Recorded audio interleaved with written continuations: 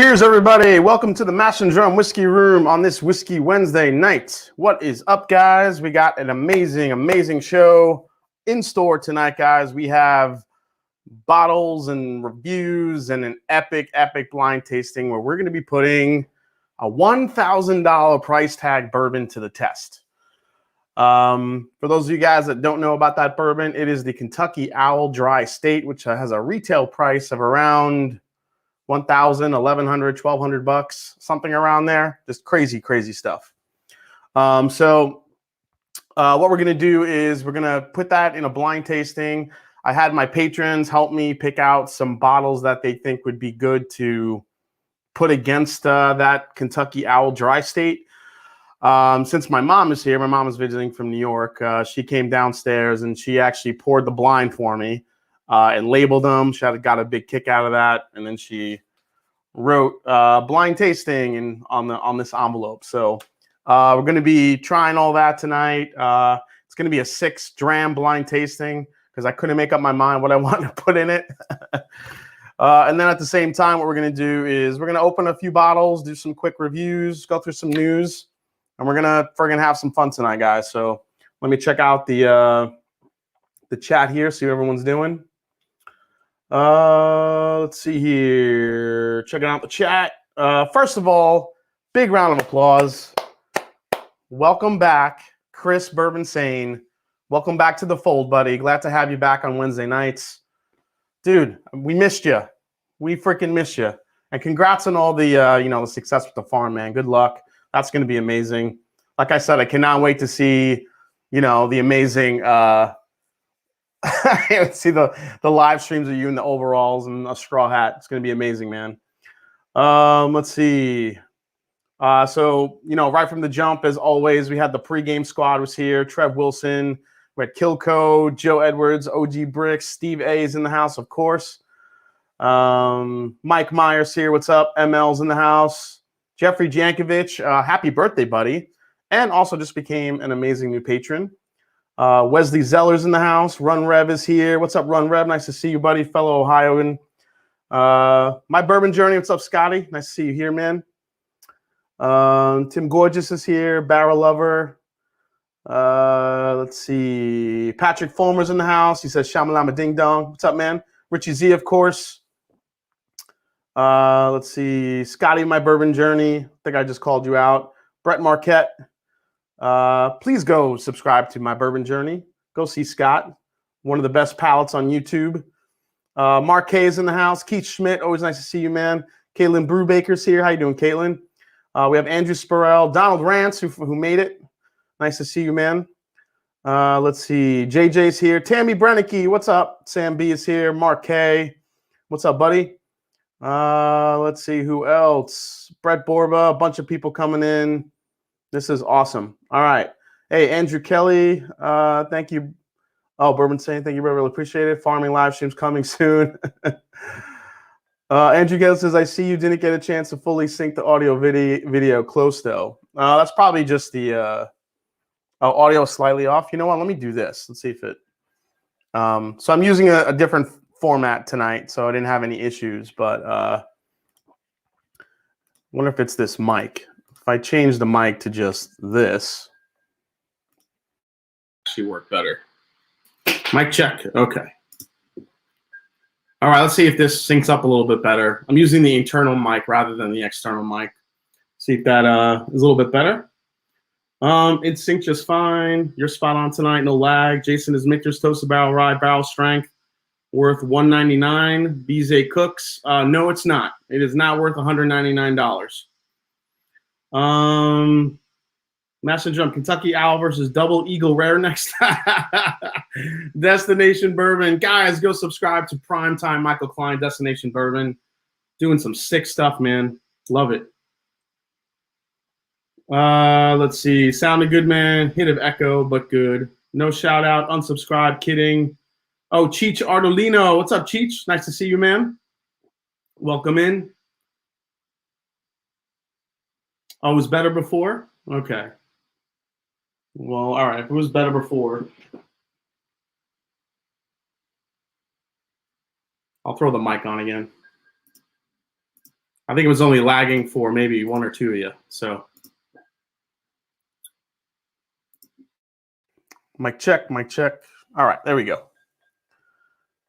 All right, first mic is back, guys. Let's see. Jeffrey Jankovic is drinking Blanton straight from the barrel. Hey, Emily Chambers in the house. What's up? Chi Chartolino says JCC got my name right. Resubscribed. Edward Fulmer said, is that Kentucky Owl is better than Old Carter Batch 5? I'll eat my hat. Oh, says Edward Fulmer. Okay. There you go. All right. So first off, I want to let's have some freaking whiskey right now. So I want to thank my buddy Dustin for grabbing me this. This is a very curious little bottle that I saw pop up around some stores. It's called Kentucky Par. So if none of you guys know about this one, this is basically another one of those resurrected brand stories. Here's a quick shot at the label, have that focus in there. So Kentucky Par is the end result of a couple guys having dinner one evening, and one of them pulling out an old bottle he found in his father's desk drawer. It's a bottle's whiskey that his grandfather bottled at the end of Prohibition. His grandparents owned the Kentucky Parfait Company. So basically what they did is they wanted to resurrect the brand at the result of that meeting. And lo and behold, we have a 12-year, 100 proof sourced bourbon. Now, the details, and there's a non-disclosure agreement, so we don't know who this is from. I looked. Some people are saying it might be Barton. Again, Barton is using a lot of people to source. So let me go back to the live stream here. Let's see here. All right, so yeah, so this is let me see, 100 proof, 12 years old. Yeah, I mean, not much info about this guy. So let's go for a smell of this and see how it is.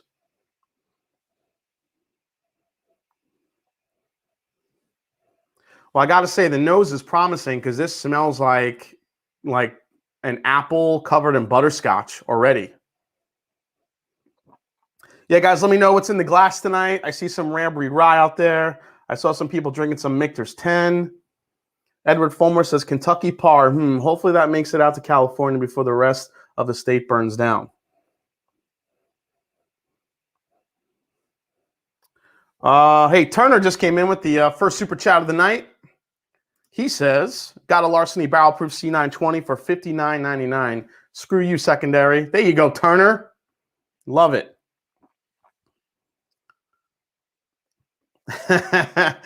So, okay, Old Forester 1920. Let's see.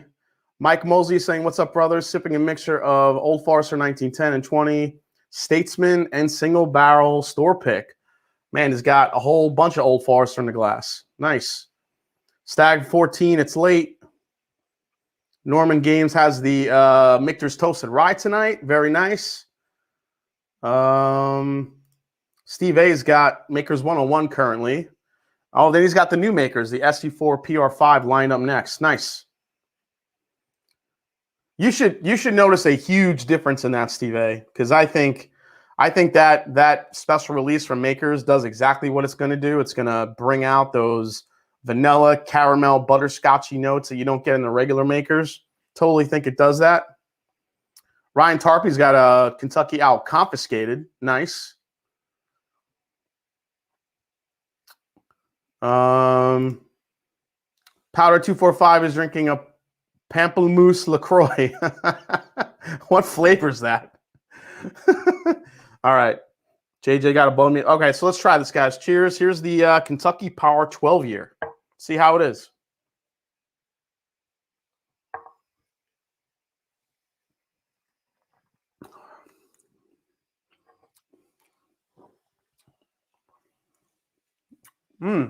More apple. There's a dryness to it. Drink's a little hot too. If I had to guess, I would think this could be Barton for sure. A little bit of leathery note, the vanilla, the caramel in there. It's not overly complex. Good proof point. 12 years old. You definitely get some good age on it though. I will say that. It has some nice balance to it. This was about 120-ish bucks. You know, kind of pricey. See if I could grab some more notes on it here, guys, for you. I did pull up. Let's see. This said, yeah, I mean, the finish on this one is pretty oaky, but it's also very a little chocolatey too. So there's a little bit of a chocolate bump there too. Yeah, DH Silv. There's a nice little leather note here.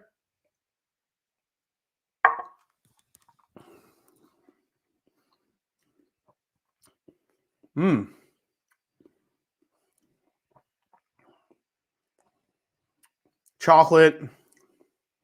Still more of that apple. The apple's beautiful on this. I love the apple note I'm getting on this. But it's like I said, it's like a deep caramel apple. That's nice. I don't know if it's $130 good, but for a 12-year-old bourbon, it's pretty good. This actually reminds me a little bit of the 1792 12-year. It's got a lot of citrus, a lot of caramel, a lot of spice. Definitely drinks. It's got a good proof point to it. Again, it's 100 proof. I'm not mad at that. Yeah. I think hardcore, maybe Barton lovers would like this a lot. Again, I'm not saying it's Barton. I don't know if it's Barton, but it does remind me of Barton stuff.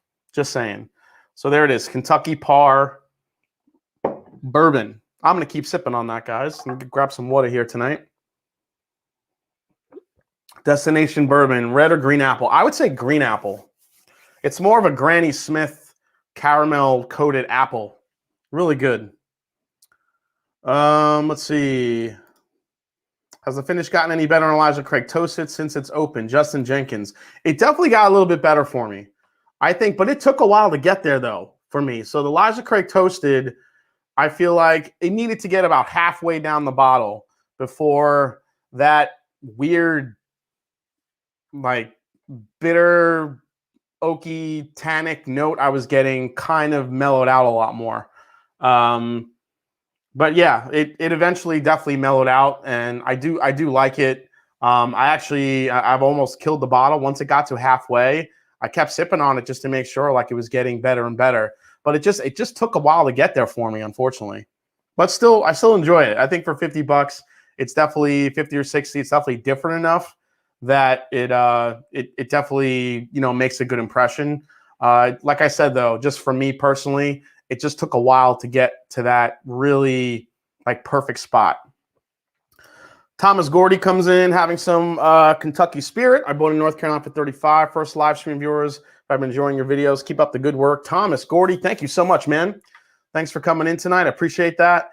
I just picked up a Kentucky Spirit, actually. A few drops here in Ohio. Haven't seen them in a while. Yeah, love that one. Let's see here. ADHD Whiskey, what's up? The sneakers note. What's up, ADHD? Nice to see you, brother. Everyone, I know you. If you haven't yet, please go check out ADHD Whiskey.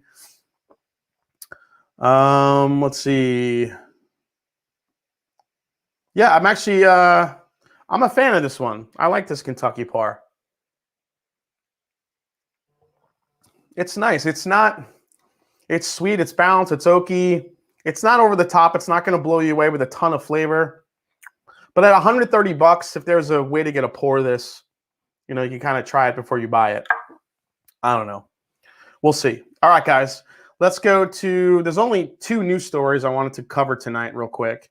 Actually, first, before we do that, it is the last day of Bourbon Heritage Month. So September's Bourbon Heritage Month. So I know a lot of people out there have been, you know, literally doing about 30 each, a different pour for every 30 days for each day in this month, which I think is awesome. It's really fun to celebrate and see what everyone was drinking each day. So cheers to Bourbon Heritage Month, the end of that. And here comes October. Year's going fast, which I'm glad. 2020 has been a friggin' shit show. So cheers, guys.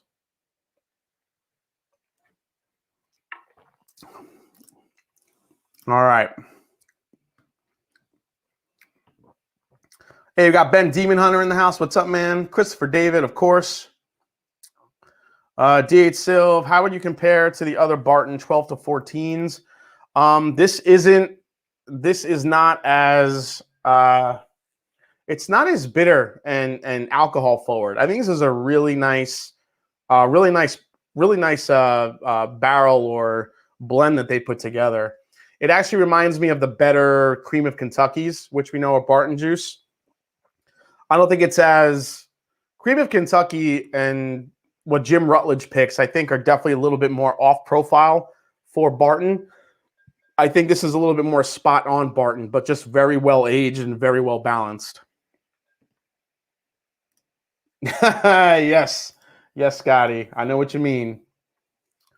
Alejandro L. Yeah, we're going to be getting to the Dair Ghaelach real quick. All right. Let's see here. All right. So what we're going to do is we're going to talk a couple of new releases. One of them, as you guys know, I pretty much can't stand these releases, but, you know, they're fun to talk about. And that's Whistle Pig. So Whistle Pig is introducing their newest Magellan's Atlantic. So Magellan's Atlantic, it's called. I got to say, it's a gorgeous box. I mean, that thing is beautiful. That is a hitter of packaging, which Whistle Pig is very good at, as we all know. This is the 7th edition in the Boss Hog series. So this is a straight rye whiskey, which is aged for 17 years in American oak. Then the rye has been transferred to Spanish oak for its next maturation, which was for 3 weeks. Then the rye goes into South American teak wood, sourced from Brazil, where it spent only 3 days before it was bottled. So these are single barrel expressions, so the proof will range from 105.1 to 107.8, depending on the barrel. The brand's pig mascot is on the top, as you guys can see. And this time dressed in traditional Spanish dress. It has an MSRP of the dreaded $500 and will be available in the U.S. and select international markets in the coming weeks. Yeah, so $500. That's the new Whistle Pig coming out. Anyone in the chat interested? I'm very curious. Very curious. Let's see. Justin Jenkins says, enjoyed a Remus store pick and was wondering if Remus Repeal Batch worth 90. Remus Repeal Batch is worth 90. I think so. Remember, you're getting 11, 12-year-old bourbon in there. And if you could find Remus Repeal 3, Batch 3 is an absolute stunner, if you could find it. Hey, DC's in the house. What's up? NC Jeep guys here. Christopher David says, all these bottles are, yeah, they do collect dust. They do not fly off shelves. They kind of sit around. Michelle Martin, boo to Whistle Pig, completely overrated. I agree. Let's see. Norman says, very interested in mooching, not buying. I'm with you. I would not go crazy trying to find Whistle Pigs. I mean, I've gotten some great samples from people. I tried the Samurai Scientist last year, which was, you know, very solid whiskey. Not even near a $500 range. So yeah. John Diggins says, my truck's not worth $500. This might be the best comment so far tonight. Let's see, where is it? Mike Meyer, I'll take Daisy Duke over a Boss Hog. Hell yeah, man. Oh yeah, the Peg Leg Porker 15 is hitting the market as well. I'm not sure if anyone has seen that yet. All right, so let's go to the last story of the night, guys, real quick.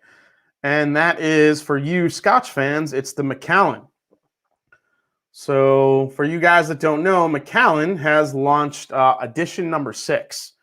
Now, Macallan started these editions, not too long ago. But I mean, batch 1 or edition 1, I should say, goes for a shitload of money on the secondary. But this is the 6th and final edition in the series, each of which highlights a part of the brand's whiskey making process. This release celebrates the River Spey, along which the Macallan estate resides. So the river runs across the northeast Scotland and is known as one of the finest fly fishing sites in Europe. Edition 6 matures its American and European sherry seasoned casks. So there has been a relentless... Okay, this is all marketing speak. So whatever. The Macallan edition is available globally as of this month with an MSRP of $150. Let's see. I can't see. There's no ABV on it. Not really sure. It looks like it's 48%-ish ABV. I know a lot of guys that they collect those things. So I don't know if you guys are interested in those Macallans. If you guys have one through now, be kind of interesting. Tammy Brennicky, what's up? Says we're overrated, but we love the mash and drum. Thank you, Tammy. You're never overrated. Where does the peg leg distribute? Mostly in Tennessee. I have seen it I did see it in New York actually when I was there, I think. Country ham, $80 from 100% pure mustard. I love country ham, easily the best Booker's batch they put out in a long time. I like it. Since it's about $80 anyway, if you're gonna spend the money on a Booker's, why not get a really good one? I do like the country ham a lot. Loch Ness says Macallan, another overpriced whiskey. Nice to see you, Loch Ness. Whiskey Witch. Last year, Macallan 5 was horrible, she says. Okay. TH Sills, the Match and Drone, the 6 sold out in Whiskey World in under 4 hours at 100 USD. Wow. I'm telling you, people are just... Steve A, okay, all for Macallan edition number 10. The ABV is 48.x. Okay. Or number 6. B Sims, is Parker's Heritage worth $400? Which Parkers are you talking about? B Sims. I don't think really most of them are worth that high. I think the best one I've had recently was the rye last year. That thing was awesome. That thing was freaking delicious. Matthew Park says the Master of the Macallan special editions go up by 0.2 ABV for each edition. Number 1 was 48. Number 2, 48.2. Got it. That makes sense. Better be the 25-year-old. No, at 400. Yeah, I would not. The 11. Yeah, no, not 400. Nope. No thanks. All right, guys. So we're gonna get to. Let's see what whiskey am I popping open next here. Let's go to the. Here's a curious bottle. This is the Bombergers. So this is the Bombergers. This actually is released by Michter's. This is a Michter's whiskey. Bombergers was the name of Michter's before Michter's became Michter's. So here's a close look at the label there. Let that focus in. So that is the new Bombergers for 2020. This comes in at 108 proof. I have not tried this yet. America. Let's give this one a go. So generally, these have been hit and miss for me each year. I tried last year's, was not a fan. The year before that, I thought was better. Let's see here. Yeah, 108 proof. Distilled, bottled in Kentucky. Bomberger's Declaration honors the legacy of former distillery known as Bomberger's in the 1800s and later as Michter's. There you go. All right. Let's give this one a try. So this one retails for about $75, $80. 108 proof. Special release for Michter's each year. This you'll also see with a bourbon called Shanks, which is the Shanks Homestead bourbon or whiskey. That one, I think, so last year I preferred the Shanks over the Bomberger. So I didn't buy the Shanks this year. So let's see how the Bombergers is this year. Yeah, guys, if you haven't yet, please hit that like button. Appreciate it. Hey, guys, we got Dusty Dan's Whiskey Reviews is in the house. Please, guys, go give Dusty Dan a subscribe. He is back making some great content. Dusty just did a video where he did Russell's 2002 versus the Wild Turkey 17. He really goes in depth with that one. It's a great video. Go check that one out and give him a sub. Keith Schmidt reposted because Jason was talking about the same store had the orange PH for 400. Yeah, there's the new, what is it? The Bardstown one is the, oh, not the Bardstown, I'm sorry, the Parker's Heritage Orange Curacao one. That was the one from, what was that? No, the 2 years ago. That one was terrible. I mean, you have to like orange, but, you know, to pay that much amount of money for, it tasted like someone poured Tang in my bourbon. Mike Mosley says, thinking about trading a 2020 Fall Old Fitz 9 for ETL. What's your thoughts? Oh, that's a tough one. No, I would still keep the Old Fitz. You know why? Because it's a much nicer bottle. It's a higher proof, and it's around the same age. They're about 9 years old. Plus, you get to keep the gorgeous bottle. Now, if I was, yeah, no, I would still say, I don't know. What do you guys think in the chat? I'd say no. I say keep the Old Fitz, especially with that bottle. All right. So on the let's, oh, that's weird. Oh, bubble gum. So this is the Bomb Burgers now. Bubble gum. Yep, bourbon with Tang. Yeah, keep the bottle over ETL. Telling you, hands down, don't do it. Ooh, this has a nice cherry note to it. That's really nice. Do not remember that on the last Bomb Burgers I had.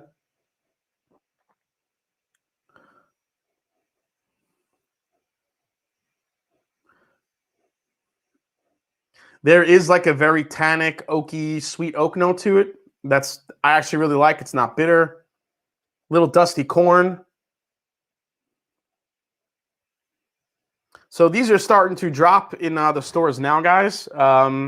This dropped in Ohio last week or this week. Last week and this week. So yeah, I figured I'd grab it.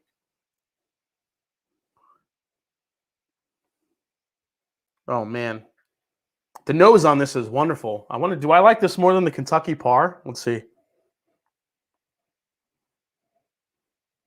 Oh man, no, I don't think so.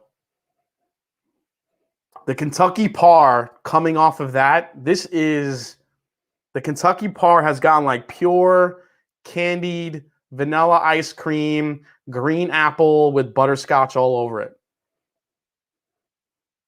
A little bit of a bubblegum note too on the Kentucky Par, actually. Damn, I am loving the nose on this Kentucky Par. I have to go back for another sip. Oh my God, that is so apple pie all day. Apple pie, apple pie, apple pie. Keep going. Damn. Hey, David Hatton's in the house. What's up, David? Nice to see you. Josh Smith says, not drinking tonight. I'm on call, but just got a Russell's Reserve from Bourbon Enthusiast today. Dude, awesome. Old Fitz 13 250. No. The 13 is good. If you're going to spend $250 on an Old Fitz, you got to get the 15. Now, I did not try the 14 year that they released this year, but I loved the 15 year. That was one of the releases last year. That shit was delicious.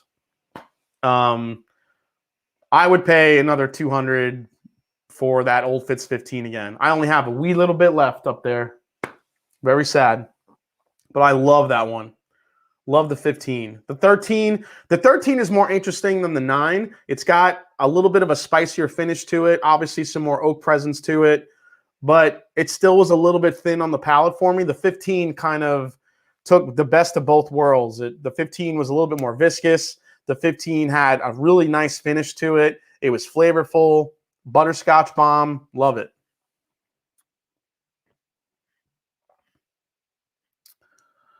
Austin Scott says, just for you, Jason, I poured a glass of Parker's Curacao. Enjoy that Tang, man. Enjoy that Tang. Love it. Austin Scott says the Old Fitz 16 is all. Yeah, I heard great things about the 16. So if it's anything like the 15, then yeah, I'm sure it's friggin' amazing. Mike Mosley, what's your favorite of all your bourbons you have had? Oh my God, that's a tough call, man. It really depends on the day. For me, I mean, I still love William LaRue Weller. Some of those have always been consistent. I mean, some of the older dusty bourbons that I've had, like the late 1970s and early 1980s Wild Turkey stuff, is just on another level. I mean, phenomenal stuff. I mean, some of the old Elijah Craig barrel proofs. I mean, the Foregate, the Chateau de Labois this year. I mean, there's so many. It's hard to just pick one.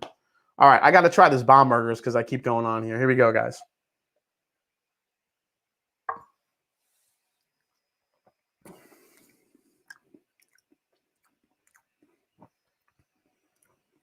I don't like the palate as much as the nose. The palate's pretty dry, but it does have a nice, again, Michter's, I really feel like unless you're looking at a toasted expression, the 10-year, the Rise, the Bourbons, they're all just very well balanced. I don't really feel like they shoot too far one way or the other, unless you get an exceptional single barrel.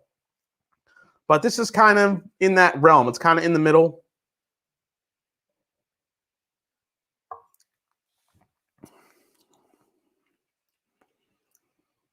Yeah, the part that's killing this is the drying finish on it for me.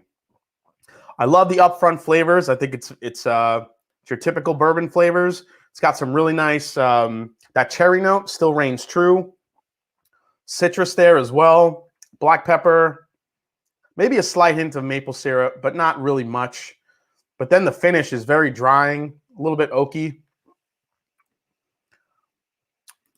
Jeffrey Wack, isn't Bombergers and Shank Simple barrel strength Michter's in a different label? I think Bombergers more so is. Shanks, I believe I don't think Shanks is a bourbon. I think Shanks is actually called a whiskey because they do something else with it. I can't find, I don't know, on my bottle. I have an older bottle over there. Maybe I'll go grab it later, but Thomas H. Hanner, SAS 18 if you're only going to buy one. The SAS 18. I really like the SAS 18. AJ Lopez, what's up, man? How the fug are you? I'm sipping some 2020 Balcones Mirador. AJ Lopez. He's a Texas boy. Ryan Tarby, come on, Jason. Don't forget the Blantons. Yeah, definitely not one of the best I've had.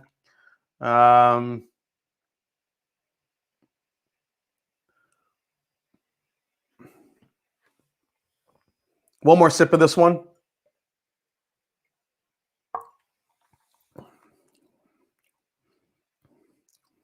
Well, that third sip actually got a little better. More cherry, some fried dough. Little cornbread action going on in there too. That's nice. I'm wondering if this is going to open up a lot nicer than I think it's going to. I'll probably be doing a full review of this one, but yeah. I think this has potential to get better with some airtime. I think it's a little bit tight right now, so you know, I'm going to leave this in the glass. Maybe it'll open up and get a little bit better here. I'm going to pour a little bit more. I'm going to kind of let this chill out for a little bit. So my mother's upstairs watching the Yankee game because she's a Yankee fanatic, which kills me because I'm a Mets fan, as you guys know. Well, maybe some of you know. I'm a New York Mets fan, you know. Spent a lot of time in Queens, so I love my Mets. But she's watching the Yankees playoffs, and they won last night. I think they're down tonight, so by the time this live stream is over and I go upstairs, she might be in a real shitty mood. So pray for me because when the Yankees lose, it's not a good situation. Just saying. Let's see. Josh Smith, favorite wild turkey you've had so far? Oh, yeah, I have to say it's that probably there was I got a dusty wild turkey from Wheels, who's in the chat. I think it was a 78 or 76 wild turkey. That thing was incredible. It was like a 12-year, 70-something wild turkey. That thing blew my mind. That's an unforgettable wild turkey right there. Probably my favorite. I've also had a couple of really amazing Russell's Reserve picks that kind of blew my mind. But those are picks, unfortunately. Yeah, I would probably put that old dusty turkey up there as one of the best ones I've ever had. Easily one of the best, you know, whiskeys ever I've had. Yeah, New York. Damn Yankees. Oh, Keith Schmidt, the best baseball news in New York is that Steve Cohen is now the owner of the Mets. Hell yeah. Goodbye, Will Ponds. Welcome in Steve Cohen. Make it happen. Bill Balistreri. Hey, he's a Brewers fan. I know Scott, my Bourbon Journey. His dog is named Brewer. He's a big Brewers fan. Yeah, I'm all for it. I think the Will Ponds have been the chain around the Mets' neck for years, and I'm glad to see something new. Whether it works out or not, we'll see. But I'm still glad to see something new in the way of ownership for the New York Mets. They just needed a change. It was about freaking time. Angie Buchanan, I'll take the Mets over the Yankees all day. I'm an Astros fan. Well, there you go. Dude, my mother hates the Astros. Hates them.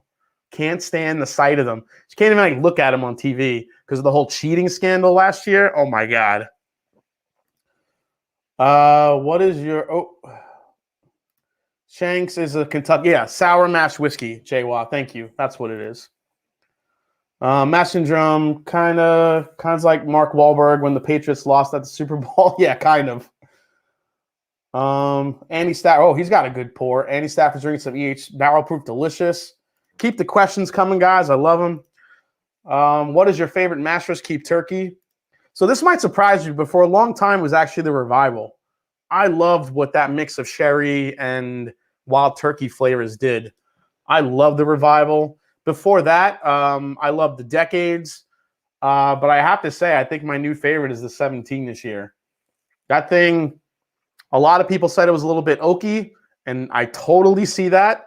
But I'm a huge fan of the wild turkey funk, honestly. John Gresham just poured Cornerstone, one of my favorites. Yeah, I mean, I was a big fan of Cornerstone. I just don't think a lot of people really appreciated it because really Wild Turkey is not known for their rye whiskey. I actually think if it did one thing, I think Cornerstone really put Wild Turkey on the map for making some really solid ryes. And now with the rare breed rye this year, I think, sky's the limit for what they could be creating. Let's see here. Oh, I missed the super chat. Did I see it here? Mark Sheffer, Davies County has been great lately. Yeah, I like the Davies County. I think it's great. I actually preferred the straight up unfinished one, I think, over all of them. Z-Man, mom was Yankees and dad was Red Sox. House was rocking. Oh, dude, that was like the death zone. You talk about, hey, Joseph Brazo's in the house. Jim Miller's here. What's up, man? Trev Wilson says, be sure to go sub to the best whiskey taste on the friggin' planet, ADHD. Hell yeah. Definitely go sub to ADHD Whiskey. Coming up soon, man. He killed it. She hates the cheating Astros. I can understand that. Yeah, she can't stand him. Brewers fan here. Oh, a lot of Brewers fans here. My goodness. Emily Chambers, cheers to your Nona. Thank you so much, Emily. Thanks for asking. My grandmother's feeling a lot better, actually. Go Padres, Turkey Strong, Hank Butts. So speaking of Turkey Strong, I did want to show you guys, I have a new shirt available in my shop that I just created this week. It's the Turkey Strong shirt. So I'm such a Wild Turkey fan. Here's the shirt. It's a big-ass, dieseled out Wild Turkey sporting the DSP KY67, the distillery number, proudly on his on the front there. And he's basically about to squash a bottle of whiskey labeled Tater Bourbon. And there's a little scared potato on the label.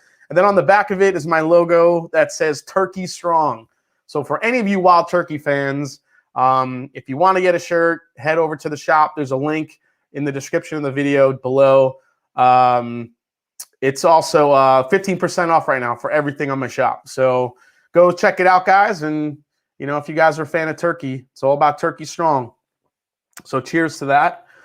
All right, so let's pop open one more here, which I wanted to share with you. Now, this isn't a bourbon, but I did want to share this with you guys because this is a very, very special bottle of whiskey, and it's an Irish whiskey. If you guys know Matt at Whiskey Crusaders, Jim Muller says mine's on its way. There you go. Chris Buzalenji says sweet shirt. Yeah, I just made that shirt this week. Put it up. Thanks to the help of my patrons for helping me kind of refine it a little bit. I I actually, to be honest, I had him squashing a bottle of Blanton's in the first rendition. But my patrons were smart. They were like, please don't get sued. Just, you know, maybe you want to be careful there. So I did. So this is a bottle of Midleton Dair Ghaelach. So what this is a 17-year-old to 26-year-old pot-stilled Irish whiskey that is aged in wood from a specific special forest in Ireland. This happens to be the Knockrath forest, is where they got the wood to age it from. And when you open the box, what's in the box? Here it is. It opens up nicely. Get a nice, beautiful bottle of Midleton there. You get this nice story in here in the box. I did post this on my Instagram account when I opened it, but I wanted to share with you guys. I popped it open for the first time over the weekend. So I wanted to, this is how an Irish whiskey should be. This is unfucking believable. I gave this to my mother upstairs, and she had no idea what she was drinking. She was like, what the hell is this? I'm like, it's an Irish whiskey. She's like, I've never tasted anything like this. America, or should I say Ireland? So I'm going to go through the tasting notes here a little bit, guys, because this is an unreal Irish whiskey. So as I mentioned, you guys know Matt from Whiskey Crusaders, and Will and Sarah.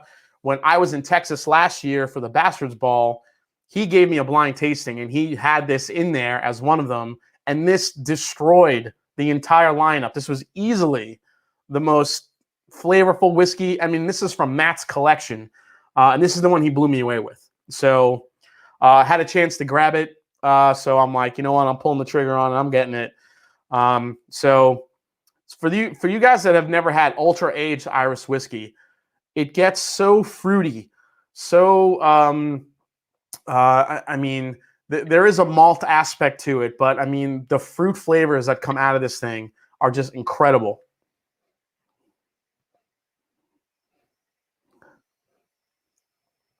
Brazzers. Mike Mosley, what's your favorite Old Forester that you've tried? I mean, it's not an Old Forester bottle, but Brown Foreman makes it. That's King of Kentucky. King of Kentucky is unreal. But if I'm sticking to just a straight up Old Forester brand, probably I don't know, probably a couple of the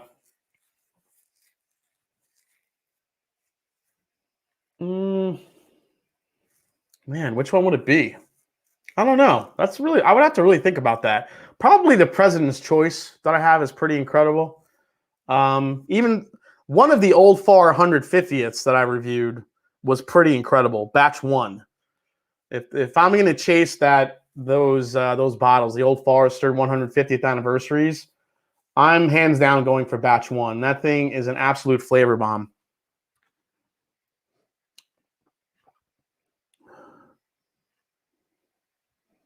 I mean, Birthday Bourbon 2019, yeah, I would say is up there. That was the one I never got a chance to get a bottle of. I love 2018, which was the 12-year. I love that one. But when I got a sample and I did the blind from this year's Birthday Bourbon, the 2018 and the 2019 was easily my favorite. Definitely. If we're talking birthday bourbons. The ones that are the birthday bourbons that are pre Jackie Zykin, I don't know. They were good. They were solid. I didn't think they were anything great, but I think they're just getting better and better.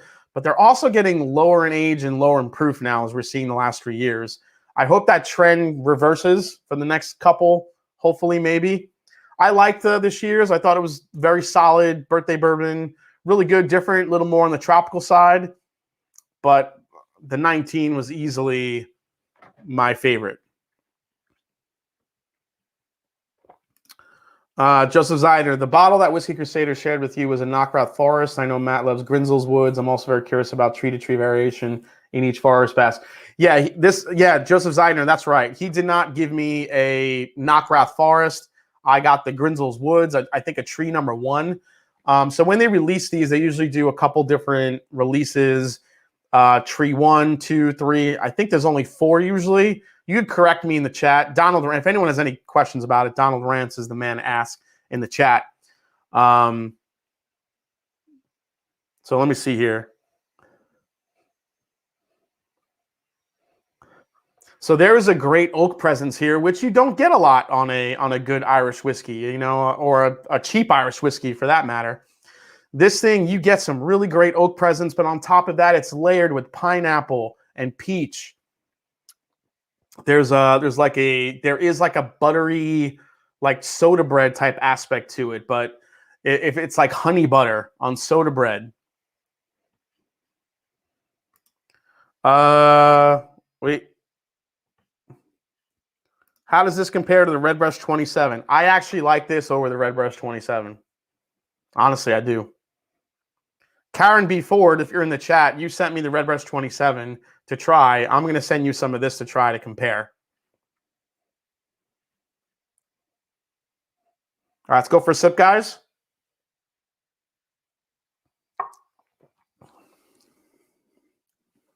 Oh, my gosh.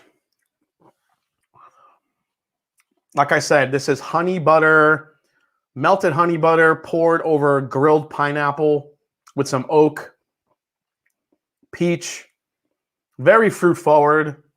It's got a really nice, it's not as, so D.H. Silva in the chat, Dustin, so this is 3, he got 4, and we were going back and forth. 4 has a little bit more of an oak punch on the back. This is more sweet, and I'm in love with this. I'll give you guys a little closer look at the bottle here. You can check it out. In my head, there it is. Midelton Dair, very rare Dair Ghaelach. This comes in at 56.5% ABV. I mean, triple distilled, virgin native Irish oak hogshead cask finish from the Knockrath Forest, which I always say sounds like it's a forest that should have been in Lord of the Rings. The Knockrath Forest, that's like where Smeagol was. Hey, there's Whiskey Crusader. Speak of the devil. He's here. What's up, Matt? We're just talking about you and the beautiful deliciousness that is Midelton Dair Ghaelach. D.A. Silva, has it opened up more since we had it? Oh, for sure. It's gotten, I think, even a little bit more pineapple, and I'm getting a little bit of a strawberry kick to it now, which was something I wasn't getting in the beginning. It's getting very fruit forward, a little bit more of the caramel, and I'm getting definitely more honey now than when we had it the first time. Am I getting you a Woodinville PX finish next month, Joseph Brazo? Yes, please.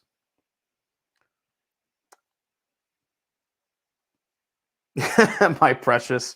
Yeah, this shit is unreal. I love it. Oh, I'm going to save that for later. All right. All right, so one more to try before we get into the blind tasting, guys. And that is going to be, speaking of sherry finished, I got this beautiful sample here. And we're going to be trying the Jim Beam Distiller's Masterpiece, which is an ultra-aged Jim Beam finished in PX sherry casks. So we're going to try that before we go into the blind tasting and test the Kentucky Owl Dry State $1,000 bourbon. Let's get a little pour of this now. I don't want to have too much of this, so.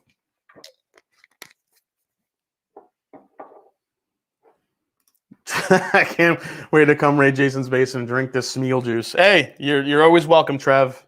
You above anyone, you're always welcome, man.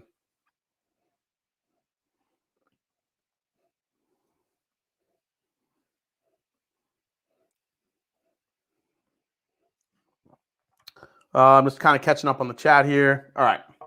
So the Jim Beam Distiller's Masterpiece. So this is an extra aged Jim Beam bourbon, as I said. Pedro Jimenez sherry casks. This was a throwback to the original Jim Beam Distiller's Masterpiece that Booker No did back in 1999. But that was finished in cognac barrels. And it's pretty funny because back in '99, that was priced at only $100, which was like, you know, holy shit, $100 for a bourbon. People were flipping, you know, going crazy. And then, you know, this comes out and it's priced at like, you know, $200. And a lot of people are like, you know, it's today's market. It is crazy how things change in that aspect. So let's try this one. I've never had this before either, so I'm definitely looking to try this.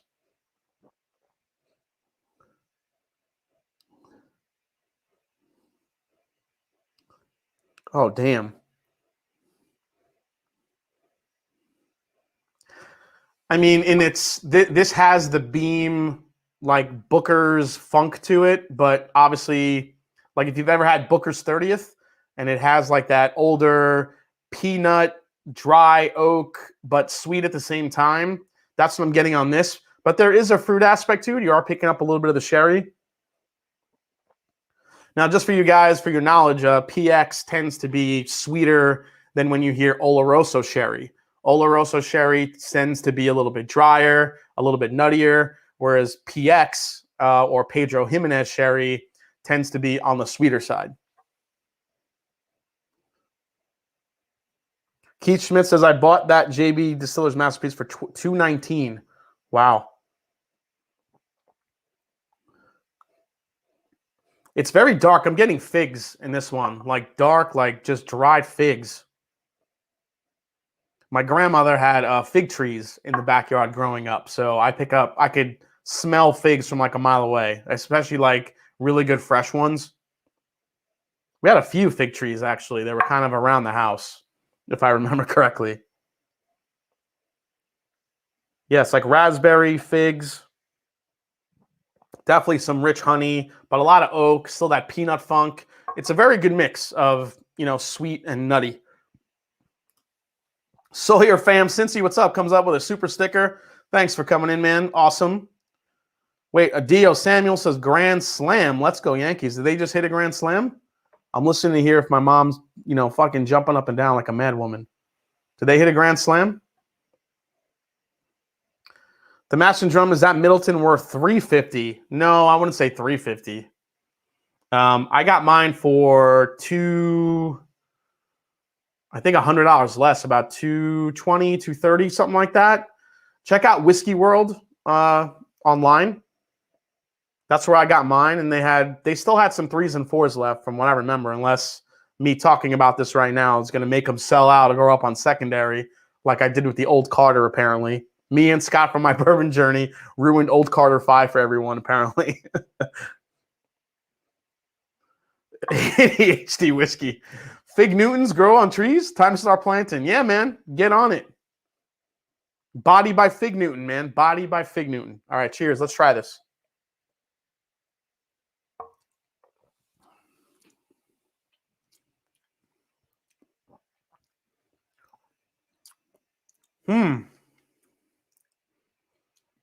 I mean, it is fruity. I mean, it's a lot of dark fruits again. Figs, maybe some like dark berries, blackberries, vanilla. There's like a burnt toast aspect to this as well. Getting some, definitely some oak spice. That's it's interesting. I don't think it's as well balanced as what the turkey did, but let me go for another sip.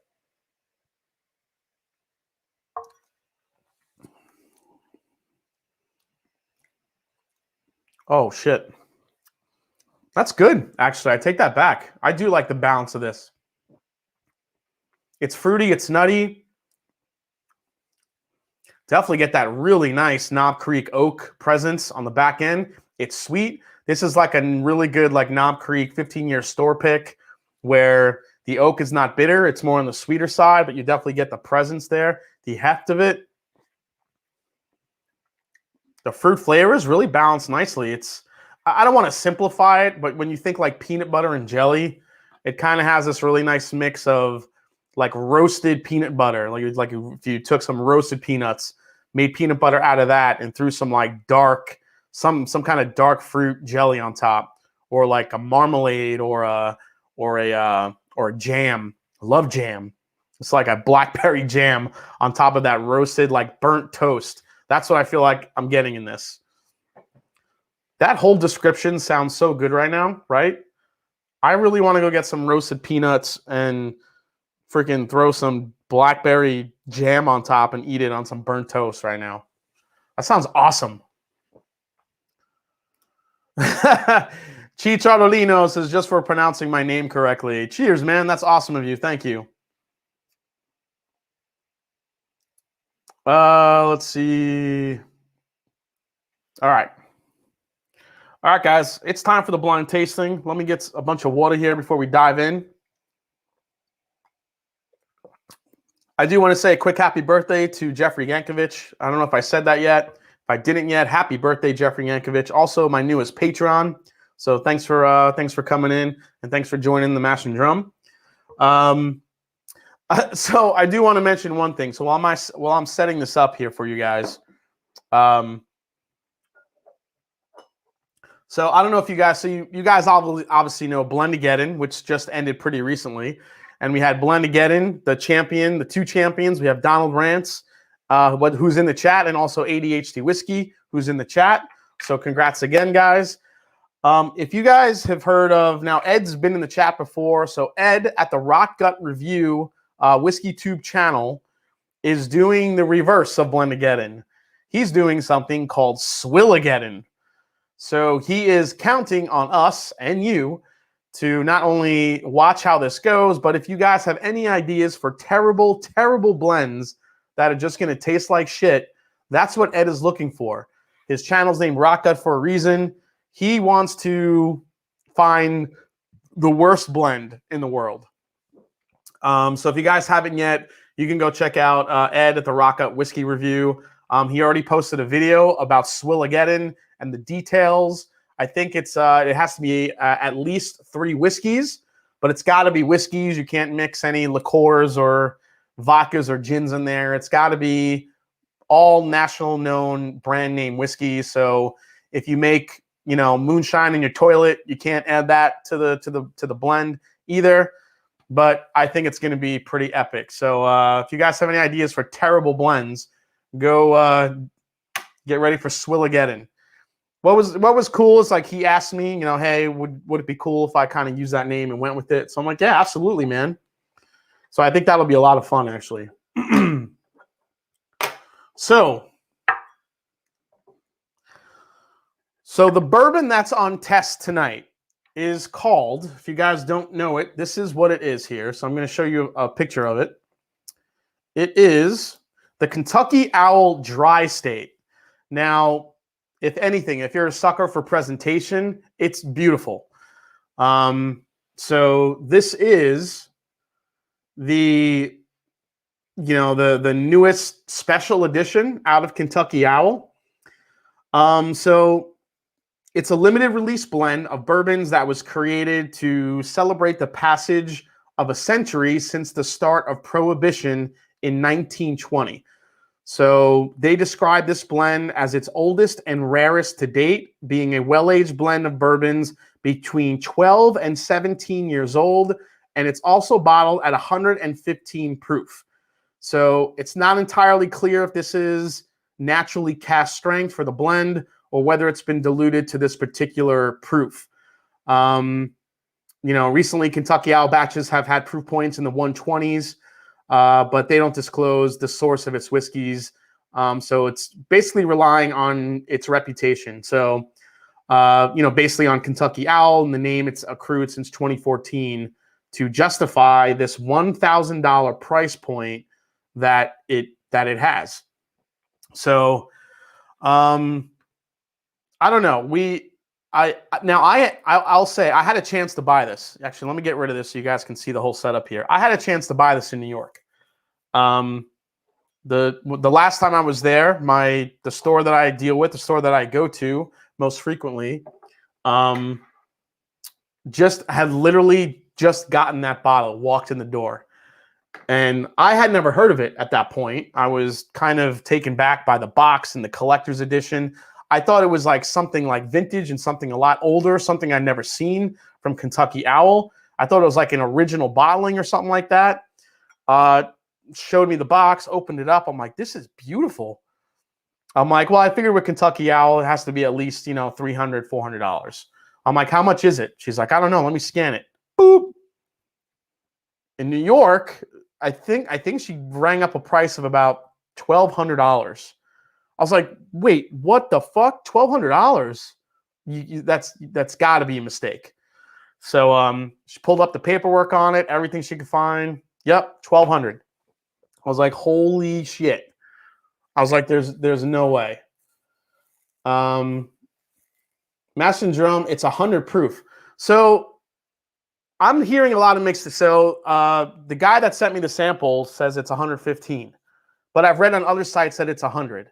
So I don't know what it actually is. The guy that I know that sent me that reviewed it had it at 115 proof. That was through Paste Magazine.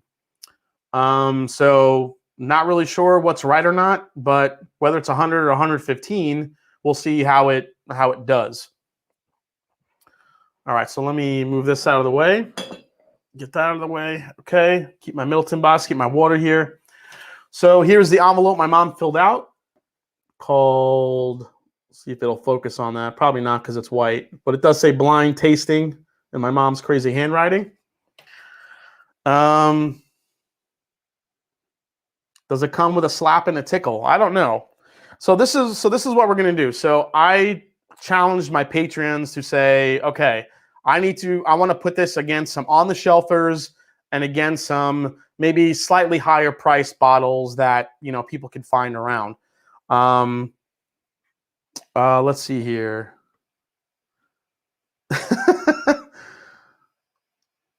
All right, Jim Muller saying 100 proof, 1,200 so they can keep it. Exactly. 1,000 buys a lot of rare breed. I'm glad you said that because in this blind tasting tonight, it's that $1,000 Kentucky Owl blend against Elijah Craig Barrel Proof, which this is 127.2 and only 12 years old. We have a Bell Mead single barrel cast strength pick, which is 12 years old. And this one comes in at 102.9. We're also going to throw Rare Breed in the mix because Rare Breed is 116.8 proof and also has some 12-year-old juice in there as well. We have a Knob Creek store pick at 120 proof. That one is about 14, 15 years old. And then I figured I'd throw a Bardstown Bourbon Company in there, kind of like on the premium side, which has some, 13, 11, and 10, and some older juice in it as well. This is the Discovery Series 2, which is one of my favorites. So we're going to put a $1,000 whiskey against 130, 50, about 40 to 45, 65 to 70, sometimes 80, and then 65, maybe 85 retail. So that's what we're up against tonight, and we're going to see exactly who wins.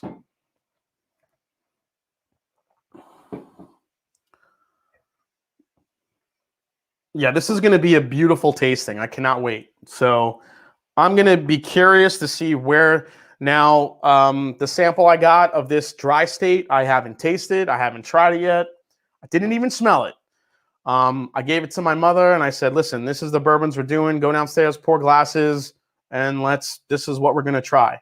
So not sure what's in what glass. She labeled them underneath, A, B, C, D. I guess maybe I should put these in order here so it's a little easier. Okay. Whatever. I'm just going to mix them up randomly. You know what? Since they're labeled on the bottom, I'll call these out as numbers so I kind of can keep track of my own tasting here. So let's go here. All right. The flight is a good night. Kentucky Owl seems unnecessary. Yeah, well, let's see here. There's nothing bad there. Exactly. So the total of the 5 is less than half of the 6. Exactly, Spencer Mab. Where can I find that Belle Meade 12-year New York store pick? I don't know if my store has any left, but they had them in my store. Keith Schmidt, just email me. I'll let you know where you can go to find it. All right, so let's start with number 1, and let's work our way, and we'll see how we do here. If you guys have any questions, please throw them in the chat. Happy to chat with you as I'm tasting through these.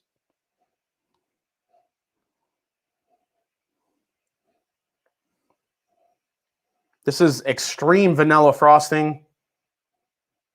Some yellow, some like yellow cake.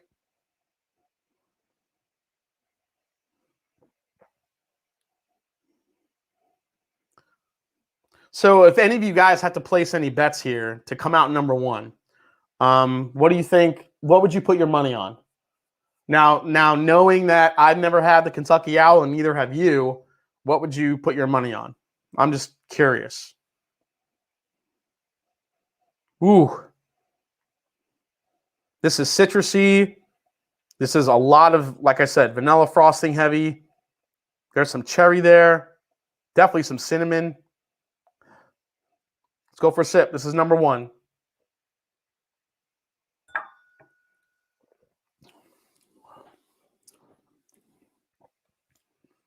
Ooh, good proof point. Like vicious caramel here. A lot of caramel.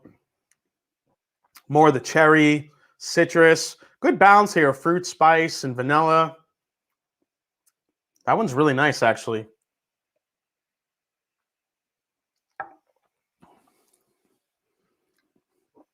Oh, man.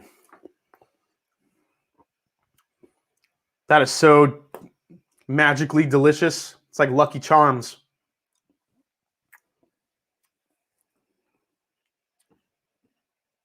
I believe I've heard your comment about how much you like Belle Meade. I do. I think Belle Meade is a wildly underrated bourbon and whiskey. I just think they do great things with what they craft. I mean, yes, this is MGP bourbon, but it's a proprietary mash bill. They use 2 different mash bills. The whiskeys are generally 7 to 11 years old, sometimes older. I will say they are switching from the single barrels to, well, the single barrel select cask that used to vary in proof are now moving to a 108.3 proof point. And the reasoning, they said, was because they wanted a little bit more consistency in their batching. They said a lot of the batches that they were putting together were coming off and so different and so inconsistent that they wanted some more consistency, and they found that 108.3 seemed to be the sweet spot at where they wanted to go. So that was really the explanation for the decision. Christopher David says, Kentucky Owl will win. Batch 9 was out of this world. Dixon Dedman is not putting in $1,000 whiskey. That sucks. So that's what I'm betting on. I'm hoping that this blend that's in here is something magical, and I hope it does do well. I still don't think it'll probably be worth, $1,000 or $1,200, but when I do come across it in this blind tasting, will it be a difficult decision for me, or am I going to pick it out easy? That's what I want to know. All right, let's go to number 2 here.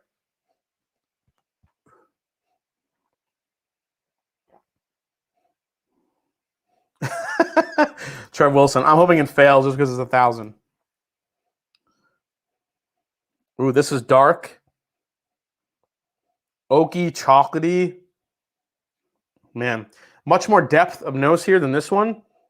Yeah, this one's just super vanilla, super citrusy. A little bit of some like cornbread action going in there too. This now is richer, darker, chocolate.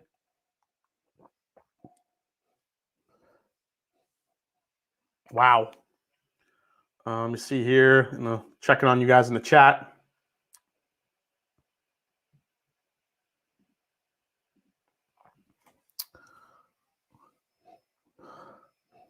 Mike Cullerton says, I say rare breed because it's the only one I've tried.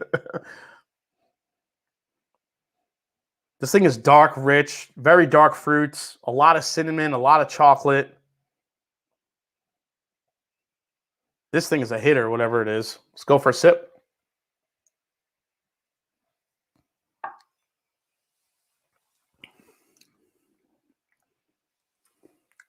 Oh, wow.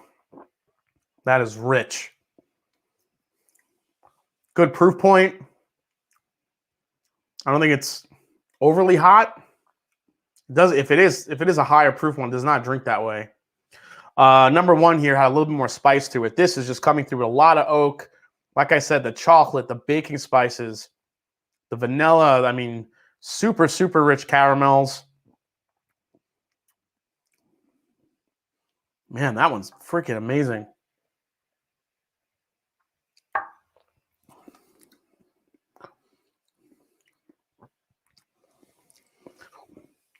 I would bet that one has some age on it. That's really good. Let's grab some water here. Let's see here. What do we got? Yeah, the color does kind of give this away. This one's pretty dark.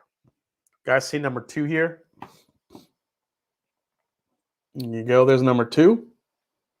Pretty damn dark color. But there's a couple of other ones here that are pretty dark. I think number 1 might be the lightest one, actually. But this one is delicious. All right. I think the predominant note I was getting in number 2 here was more of that, like a chocolate cinnamon combination. Definitely some dark fruits in there too. Let's go to 3.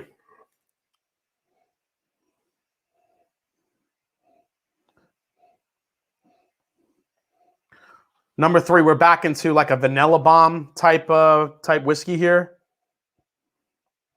Holy Lord. This smells like a creamsicle. I'm getting a lot of orange spice and I'm getting a lot of vanilla. It's like my favorite creamsicle. Oh.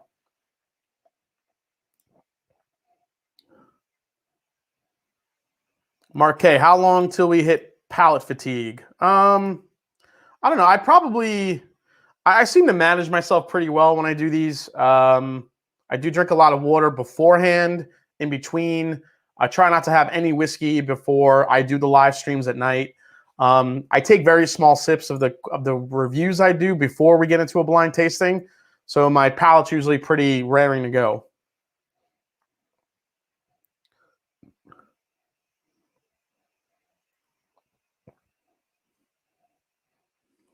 This one's just very sweet, very fruity, very citrusy. So let's give it a go.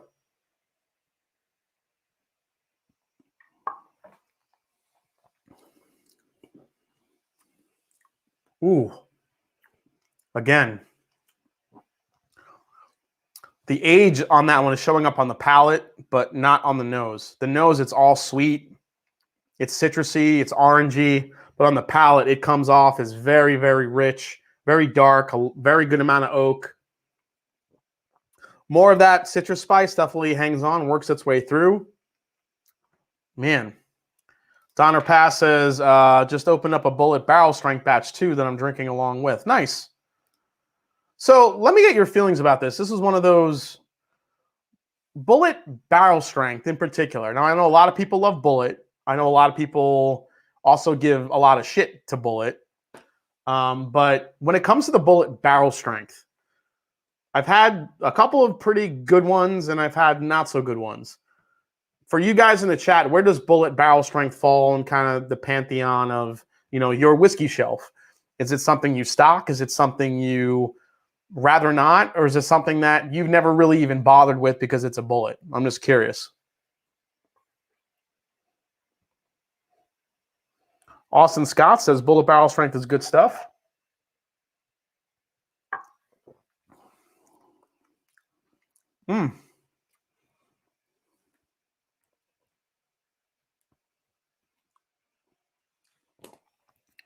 So just to make this more entertaining for you guys, I'm going to guess what each one of these are. I'm going to try to guess and see if I get any of them right during the reveal, before we reveal, to see if my palate is actually pretty on tonight. Ryan Tarpey gives it 4 thumbs down. Jim Muller says, I have a Binny's pick of Bullet that's off the charts. a lot of the picks I've heard coming out are actually pretty damn good. Again, most of those picks are Four Roses juice. And they got some really good ultra age Four Roses stuff. Now, Four Roses for a lot of people can be hit or miss. I happen to love Four Roses. Four Roses does not ever do well in blind tastings for whatever reason, but when it's on its own, it's really good. Me and my mom actually killed the bottle last night of the 2019 limited edition. Killed it. She had never had she likes the Four Roses Small Batch Select, and we were sitting there. I'm like, oh, mate, wait, have you ever had this one? And I popped the 2019 LE in her face, and she was like, oh, my God. And I only had about that much bottle. It was pretty much down to almost a heel, and we killed that bottle last night. It was pretty good. Let's see, going back down. Oh, Joseph Brazo says, boycott Bullet, he says. A lot of people do feel that way with some of the controversial things that went on over there. Nick Foles says, don't like Bullet, but I also don't like Four Roses normal line either. Well, that would make sense, Nick. Completely. Ryan says, I don't care for Bullet. Had low expectations and ended up being awesome. Okay. Ryan Topper, I prefer Elijah Craig Barrel. Well, yeah, I mean, I think most of us would agree with that. The Master Drum, that bottle is so good. Nice of you. So share that amazing whiskey. Yeah. Nicholas Bellagio, my mom only drinks pina coladas. Yeah, my mom is, she drank, I mean, she's had some pretty crazy bourbons. First thing she came in here when she visited, she's like, all right, what bourbon are we trying tonight? She tried the Elijah Craig Barrel Proof. She tried, oh my God. Yeah, we went through that Four Roses. She drank some Henry McKenna because that's still her favorite of all time. So pretty cool. Let's go to number 4 here.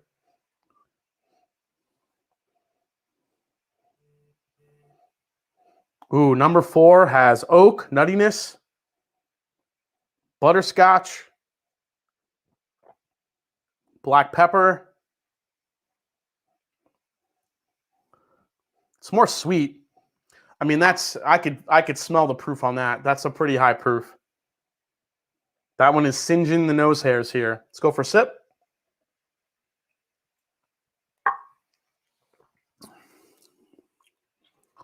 Oh, that's delicious, whatever it is. I don't say delicious very often, but when I taste a good whiskey, that word comes out. Michelle Martin. Oh, thanks for coming in, Michelle. I appreciate it. Hey, Rarebird 101's in the house. What's up, everybody? How you doing? Say hi to Rarebird 101. Dave Jennings is in the house. I take it he wants to see just how Rare Breed does in this flight. So Rare Breed is in this flight against a $1,000 Kentucky Owl.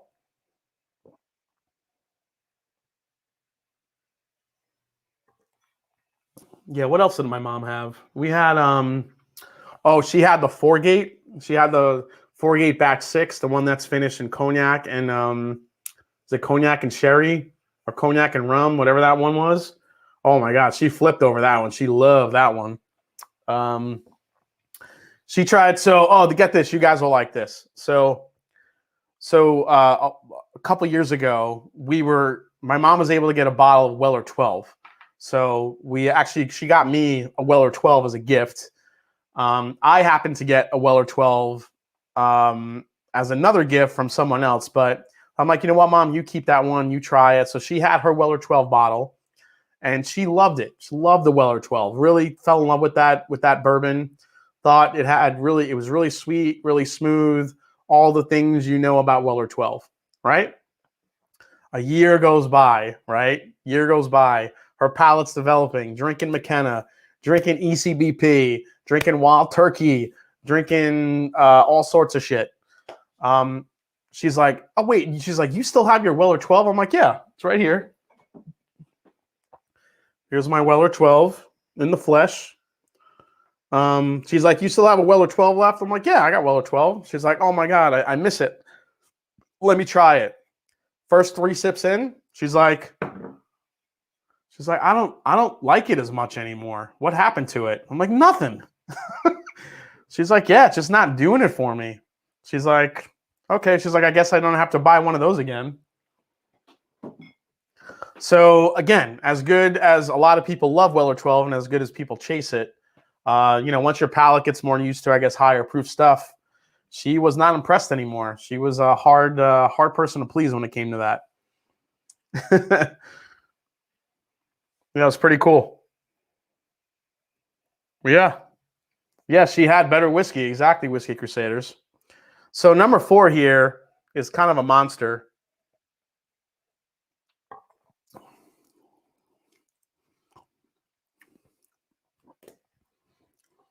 There's a nuttiness to this one that I'm picking up. The butterscotch. I'll save my guesses. But when I say nutty, you probably know it's 1-2 distilleries. Keith Schmidt comes in. He says, I'm a little late to the Four Roses LE collecting game. Are there bottles worth buying at secondary, sub 300, any years to look out for? The ones that Jim Rutledge did back in the day were really unique, but those are really hard to find. I think what is it, like the 2013, 2014, you know, the ones before Brent Elliott took over. I'll say last year's for me, that was my whiskey of the year last year. I absolutely loved the Four Roses LE 2019.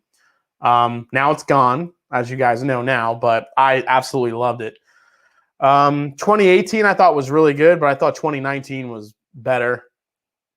But I haven't had too many of them. I think the years before, what's his name? Brent Elliott took over and you had Jim Rutledge crafting those. Those were, I think, even more unique, actually.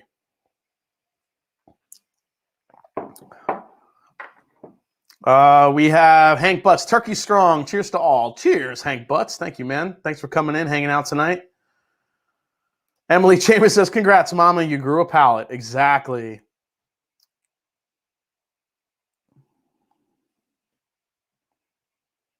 That's how I feel about Weller Antique or Special Reserve. You know what? I still like Weller Antique for if you could get it at retail for $50, 107 wheated bourbon, 6, 7, 8, 9 years old.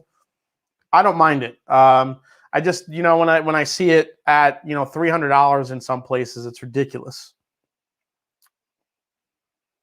Oh, is Shelf Turds in the house? Guys, Shelf Turds is here. Newer channel on YouTube. Definitely go check out Shelf Turds. Doing some great content already.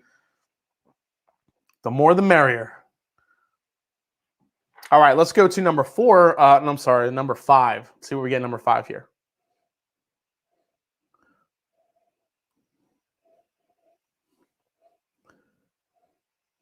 Number 5 reminds me a little bit of number 2.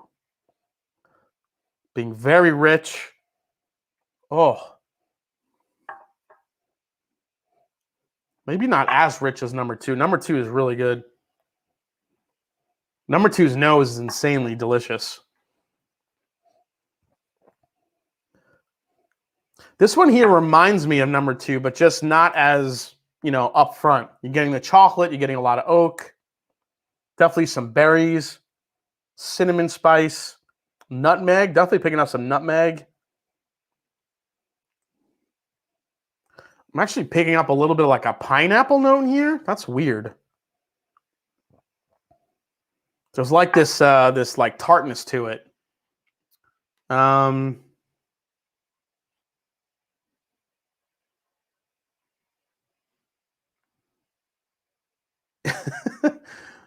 Hey, William Davilar's here. What's up, William Davilar? How you doing, buddy? Nice to see you. William Davilar's here. Everyone say hello. Gotta love William Davilar. Brad Bunchin's in the house. What's up, Brad? All right, go for another sip here.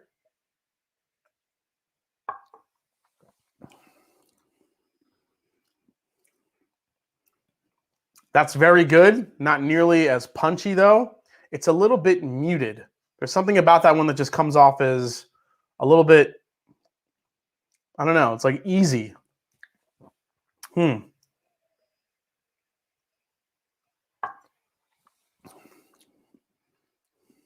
Oh, second sip was better.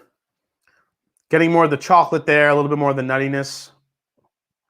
Citrus. Not really getting the pineapple flavor on the palate. I was getting it more on the nose. There's at least some little bit age. All of these have some pretty good age on them. Or at least have some good age stuff blended in there. John Dickens says, dude, you saved me lots of money. Thanks. I appreciate that. That's what I aim to please, man. It's all about saving some money. I got to say, I don't think flippers like me very much. I've gotten some pretty nasty emails. Man, it's been a little crazy with some of the flippers because I call them out all the time and they don't like it. So, but call it as I see it. All right, let's take a sip of water here.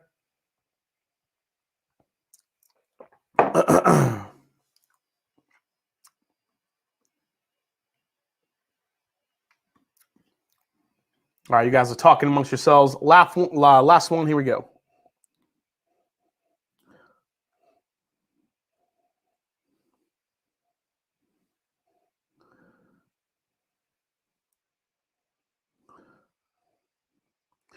Christy K says, Stag Junior 14 worth 100. All right, you guys let me know in the chat. I was not a big fan of Stag Junior batch 14.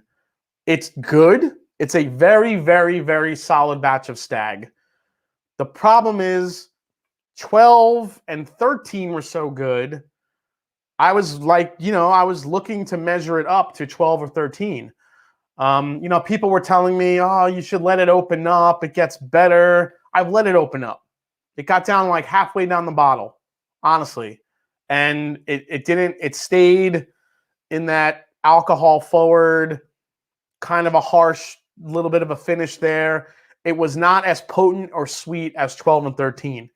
And I'm sticking with it. I don't think 14 was nearly as good as 12 or 13. It's good.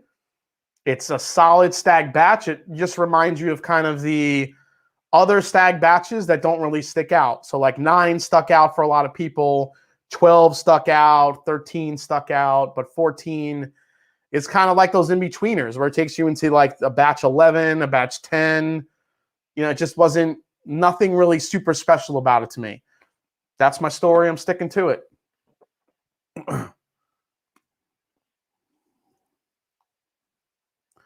Let's see here. ADHD says, Master Drum, I wasn't a huge fan either, and then it destroyed in a blind flight. That's what happens, right? You feel like, oh, it's not that great, and then you have it in a blind flight, and it does well. So, all right, so the last one here, guys.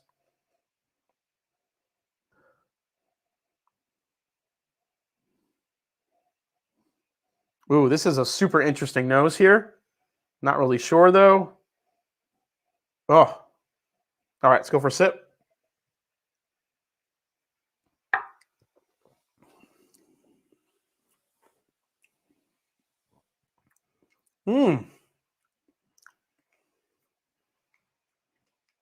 That has a super interesting mix of flavors on that one. Man.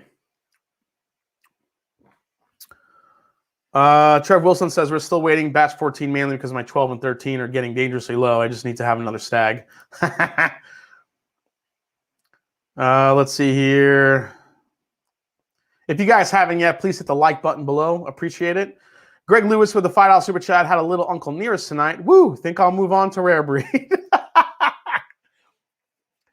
Yeah, I mean, so Uncle Nearest, as much as I love the story, the Uncle Nearest, the Tennessee whiskey, I think it's very inconsistent from my point of view. I don't know about you guys, if you've had different ones. It's a very inconsistent whiskey to me. I think if they want to get really good at what they're doing, they really need to work on a consistency level. I will say, though, the Uncle Nearest single barrels that released that were available kind of on a limited basis, those were stellar. Those were really good. But just not a lot of people got a chance to taste those, unfortunately. But, I mean, maybe just keep it to a single barrel, because that stuff as a single barrel was really, really good. Let's see here. Rarebird 101 ECBP. I've had to network and do magic for access. Stag Junior is harder, but still okay. Russell's Reserve Single Barrel is the bomb. Hell yeah. Mash and Drum, I completely agree. Whiskey Crusaders, are you talking about batch 14? Or are you talking about Uncle Nearest?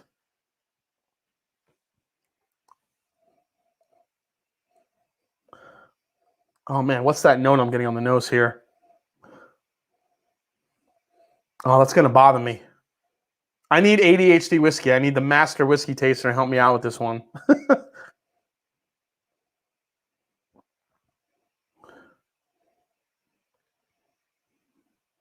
Ah, it's almond butter. That's what it is. It's almond butter. Man, almond butter, citrus. Okay, let me go for another sip of this one. Blueberries. Dude, you just said blueberries, and in my mind, I'm like, oh, that tastes like blueberries. But there's definitely a dark fruit aspect in that one. That's good. All right. I don't know. All right, so I'm going to nose them again real quick, and I'm going to give them a grade just based on nose. So let's see here, nose and then palate. I'll give them a grade, and then that'll kind of help me put them into order because we do have 6 here. So nose here, I mean, that is a vanilla bomb. Vanilla frosting, a little bit of citrus there. Snozberries, absolutely. Marzipan, maybe marzipan. DMC says number 2 wins. I mean, number 2 is really, really rich on the nose. Number 2 is definitely way more complex than 1. Now, 2 is kind of the nose that I have to judge everything against. So 2.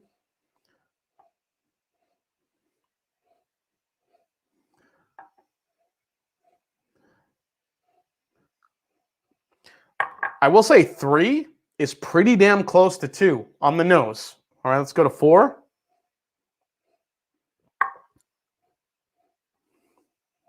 Well, 4 is damn good too. But 2 just has an extra complexity level to it. So it's a little bit more muted. Yeah, 2 destroys number 1, 2, 3, 4, 5, and then 6.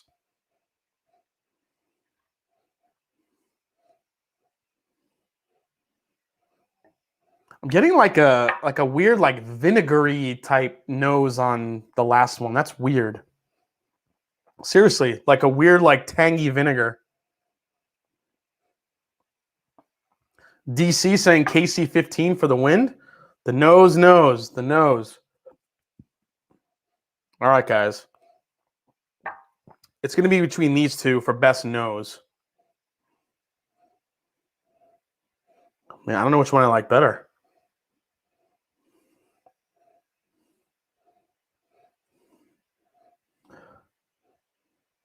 I think I like the nose on 3 a little bit more. Well, maybe not. I don't know. This is just really sweet, but this just has really incredible balance to it. Yeah, I'm going to have to go with 2 as the top nose, top marks. Number 3 will be second in the nose.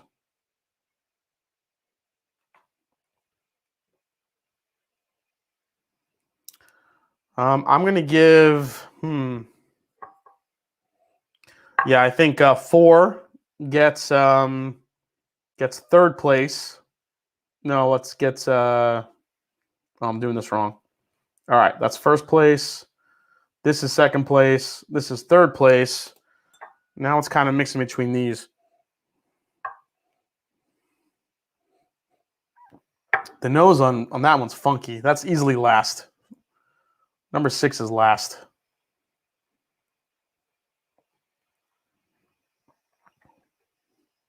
I like the nose on that one, I think, on number 1. I just love the vanilla bomb that is number 1. That one's really good. All right.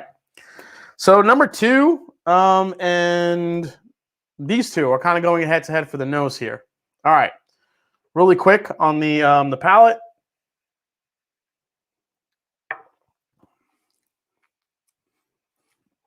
Vanilla, citrus, creamsicle bomb.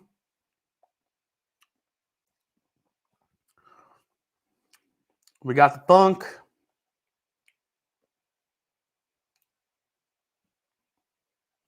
Tyler Davis finally scored a Rock Hill Farms today. Tater status elevated. Yes, your tater status has elevated. I have one bottle of Rock Hill Farms, and I've never seen another one ever since. Where is it?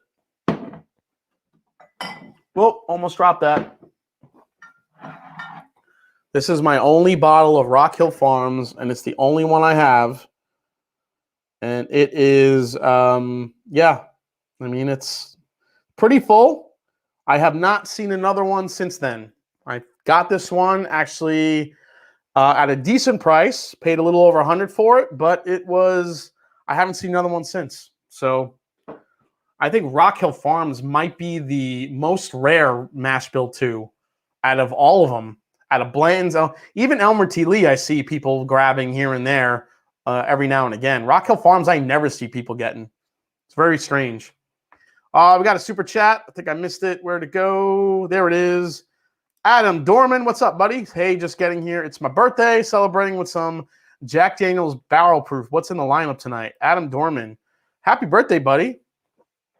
So we are testing the worth of a $1,000 bourbon against some other ones that are available on the shelf. We have a Knob Creek store pick in here. We have a Bell Mead store pick 12-year. We have a Logic Craig Barrel Proof B520. We have Bardstown Discovery 2 Series. And we have, what's the last one? Oh, Wild Turkey Rare Breed. How can I forget? And is that it? Yeah, I think I got them all. All going against Kentucky Owl Dry State, which is priced at about $1,000 or more. So we're going to see who comes out on top. So far, 2 and 3 are coming in as my 1 and 2 for nose. Love the palate here. Let's go to number 2 for the palate.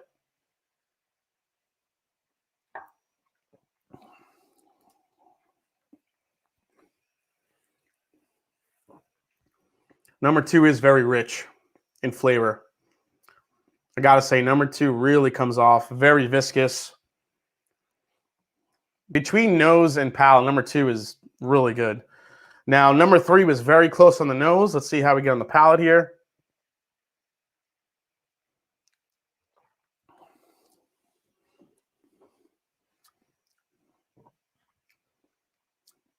Edward Fulmer, Rock Hill Farms Horsey over Blanton's Horsey. Yeah, man, I agree. Look at that beautiful Horsey on there. What is with the mash bill 2 and the Horsies? So if you guys walked into a store, right, and you had all the coveted mash bill 2 from Blanton's, you had a Blanton, I'm sorry, from Buffalo Trace, you had a Blanton's, you have a Elmer T. Lee, and you have a Rock Hill Farms. Am I missing any other mash bill 2s? I don't think so. Those 3 big ones that everybody covets. What are you picking up? What are you grabbing? Are you reaching for the Rock Hill? Is it Elmer or the Blantons? I'll tell you what my answer is. BZ, oh, sorry, Hancock's. Oh, yeah, Hancock's is the other one. So you got Hancock's, you have Blantons, you have Rock Hill Farms, and you have Elmer T. Lee. Which one are you guys grabbing? Rye whiskey, would you take over Michter's Toasted Barrel Strength Rye? Actually, BZ Cooks, I would take the regular Michter's Barrel Strength Rye over the, well, would I take it over the toast? Yeah, I probably would take it over the toasted. I love the toasted, but I have to be in the mood for the toasted. The Barrel Strength Rye or Pikesville Rye, which won a blind tasting for me last week, against both of those, I would take 2.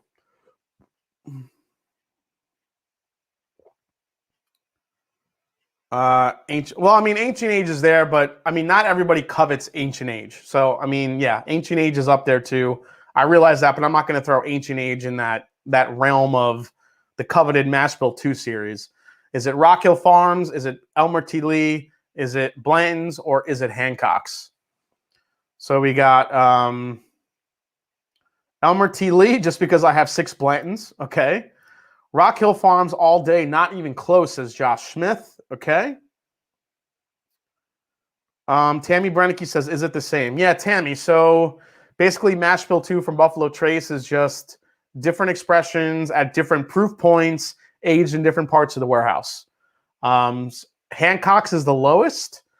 Then you have Blanton's. Then you have, or is it Elmer T. Lee that comes next, and then Blanton's, Elmer T. Lee is 90 proof, correct? Yeah, Elmer T. Lee is only 90 proof.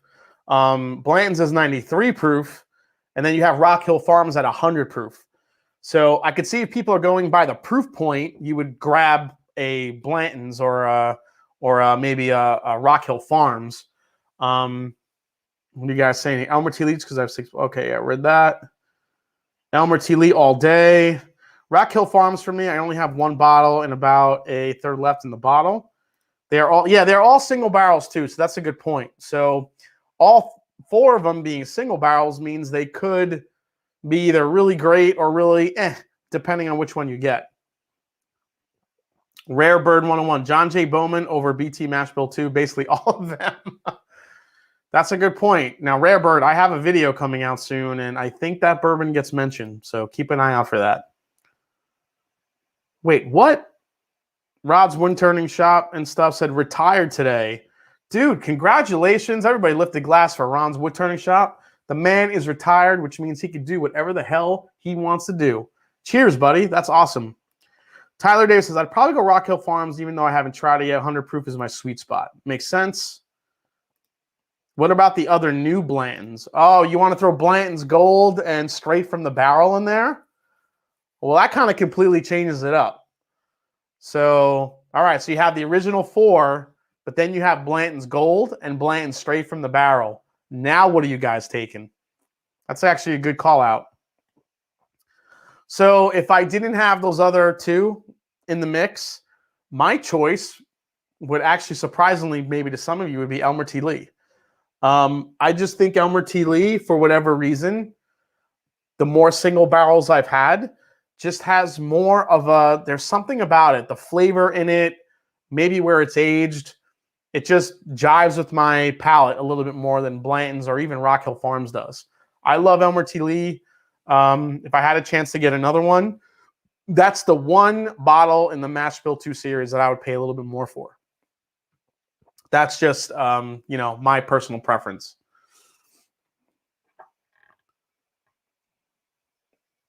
AJ Lopez says Blanton's Gold. Okay.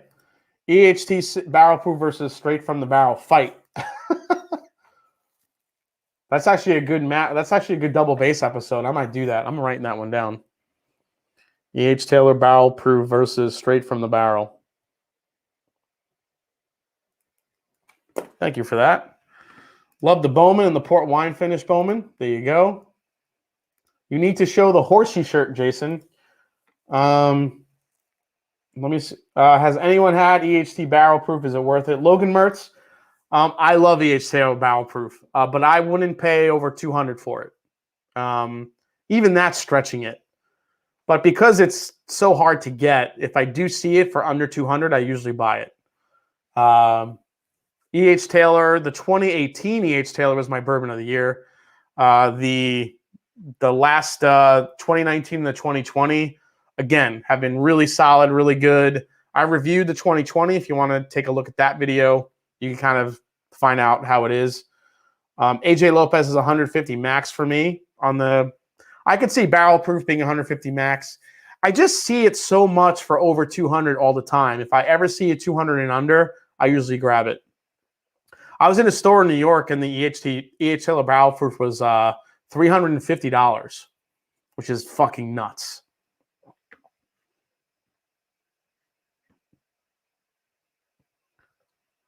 Yeah, see, I agree with Rare Bird. I did not like the port finish, Abraham Bowman, but the single barrel John J. Bowmans are where it's at. All right, I got to keep going through this here. Hey, Daryl Caldwell's in the house. Says cheers from Texas. Another Texas man in the house. What's up? Thanks for coming in, Daryl.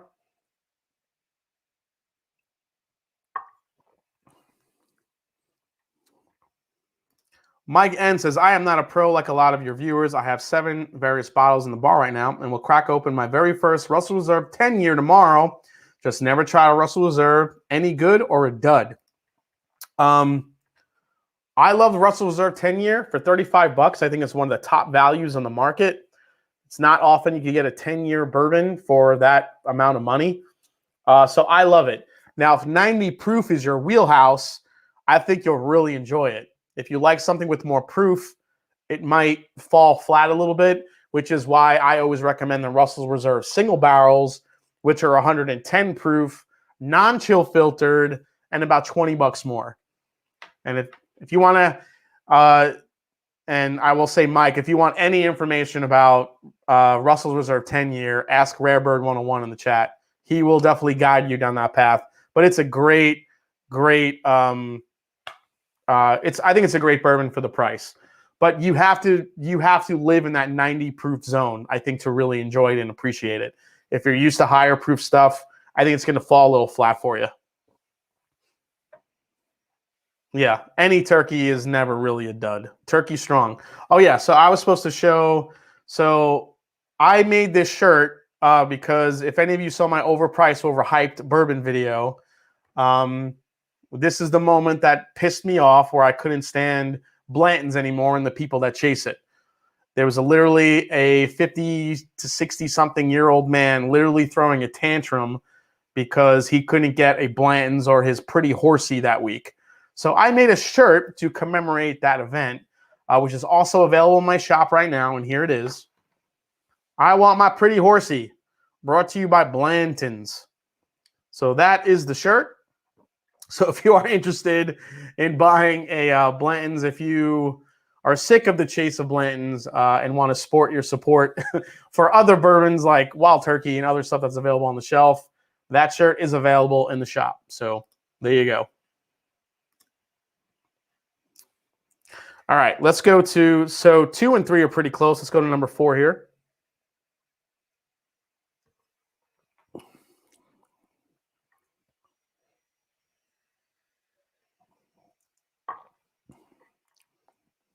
Oh, man.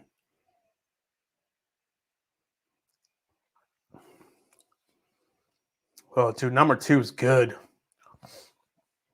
Number 4.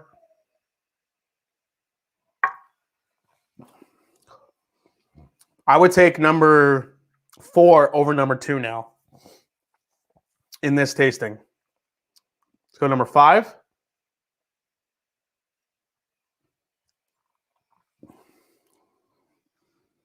Number 5 is good. It's just muted. There's something about it that's coming in a little bit flat when you compare it to even the first 4 here. Even number 1, it's coming a little bit flat. Let's go to number 6.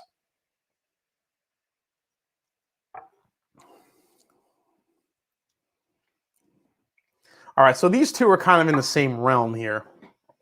As you know, good noses, they're coming in a little bit flat for me here. But 1, 2, 3, and 4 are in the mix for my top here.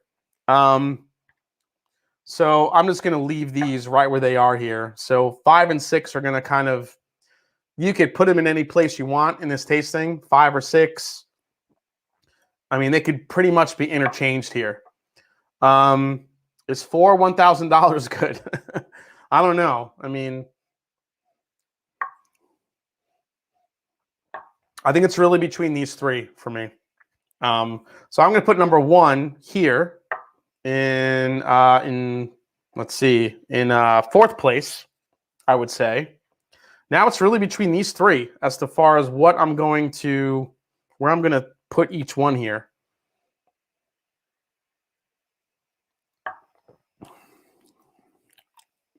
That thing's a flavor bomb.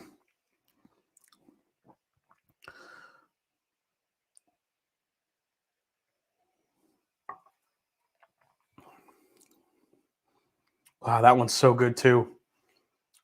This is fascinating. I cannot wait to see which ones these are.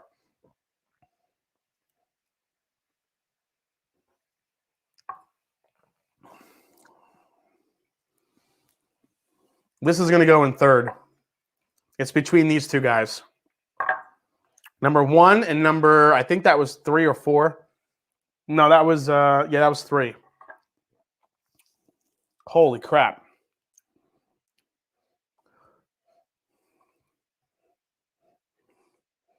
Ooh.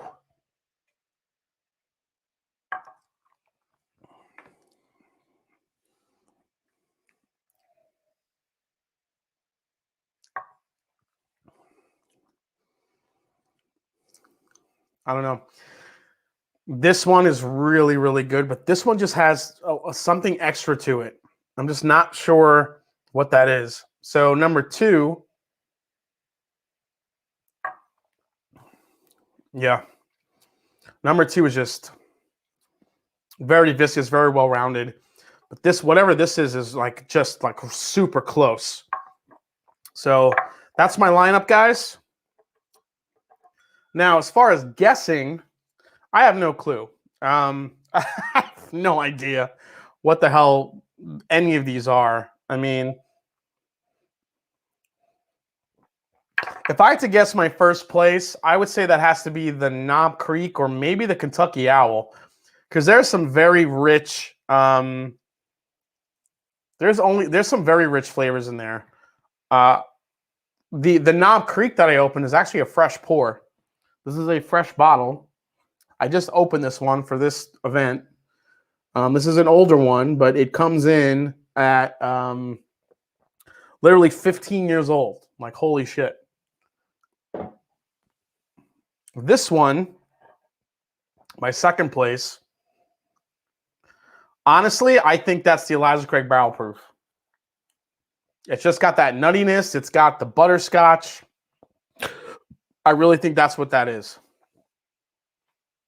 So I'm saying one is Knob Creek or maybe the Kentucky Owl, just because of that age I was getting on there and the complexity. Number 2, I'm going to say is the Elijah Craig Barrel Proof because, and for those of you that don't know, this is the B520. So I'm a huge fan of that one. Not sure if that's that one, but I've bought about 3 bottles of it, and I've been sipping on it a good amount. So I think that's what that is. Now, 3 is going to be tough. 3 is so vanilla heavy.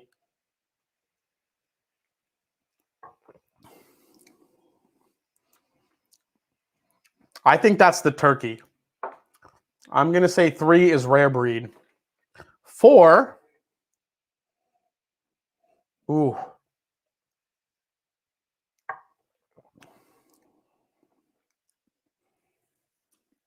That could be rare breed too. Maybe 4 is rare breed. 3 could be, maybe 3 is a Knob Creek.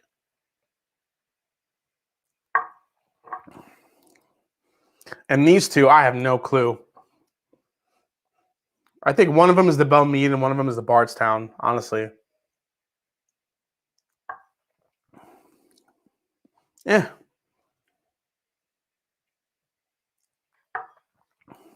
I think that's the Bardstown. All right. Stanley Wagner says, I'm a noob and wondering how to move up proofs without blowing myself out. 107 is my high right now. Also, is there a book that can help on nosing and tasting? A book on nosing and tasting? That I don't know. But Stanley, I actually made a video for enhancing your bourbon palate. So tricks that I learned from master distillers to enhance your palate and nosing a glass. So I would check that video out.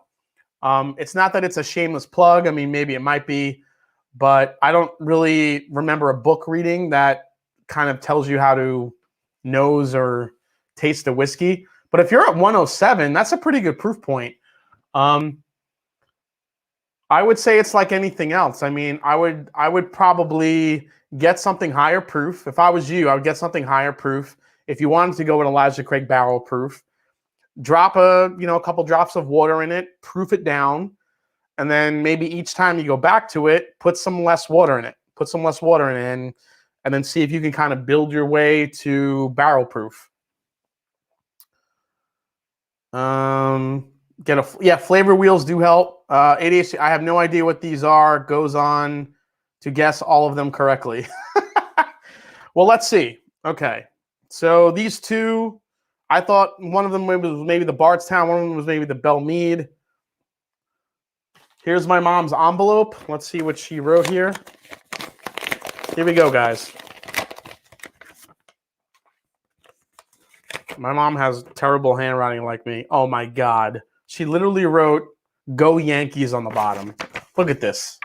I'm going to just show hopefully it zooms in here. Come on. There it is. Do you see that? That's what she wrote. Go Yankees. Love and kisses. Okay. Let's go to the last one. Last one was, what did I say? One of these could be the Belmead or the Bardstown. This one, last place for me, surprisingly, was the Belmead.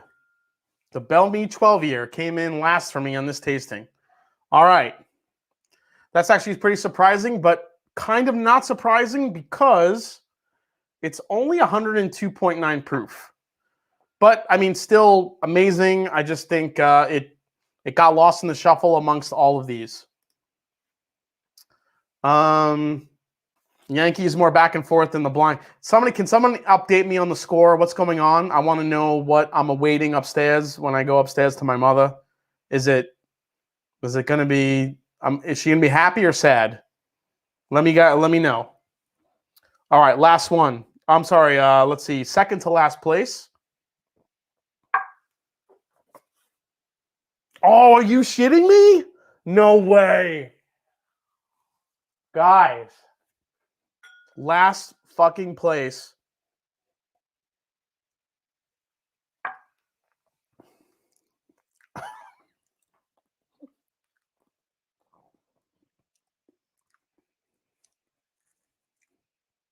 Sanchez just homered. It's 8-6 Yanks. I literally just heard my mother scream. I think that's why. It's 8-6 Yankees now. Jesus. The Mash and Drum, Cleveland 6, Bad Guys 8. Fuck. She's screaming upstairs right now. She's going, yes. I hear her yelling. Oh, my God. My mom is going to be so happy and drunk when I go upstairs. I left her a bottle of Four Roses Small Batch Select to drink while she's watching the game. She's going to be a happy drunk when I go upstairs. Second to last place is the Kentucky Owl. Here it is, A. I don't know if you guys can see that.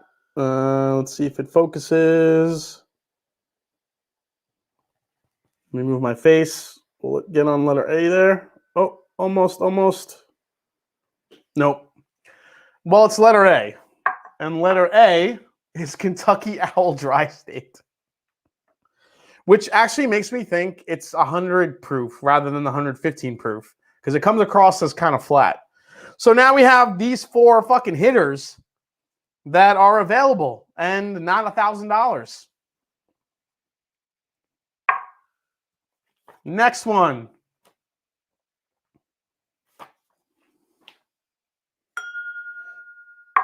I called that. That's the rare breed. Comes in 4th in this tasting. Rare breed, which is a $45 whiskey, beat Kentucky Owl Dry State, which is $1,000. All right, 3rd place. F.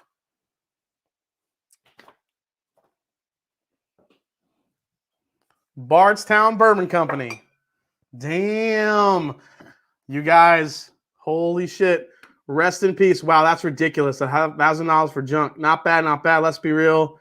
Dixon Dedman. No, he's good at his job. I just don't think. I think his marketers do a terrible job at pricing this stuff. I said number 2 had to be Elijah Craig barrel proof. Let's see if I was right. That's D. Nailed it. Which means number fucking 1. I paid $45 for this bottle.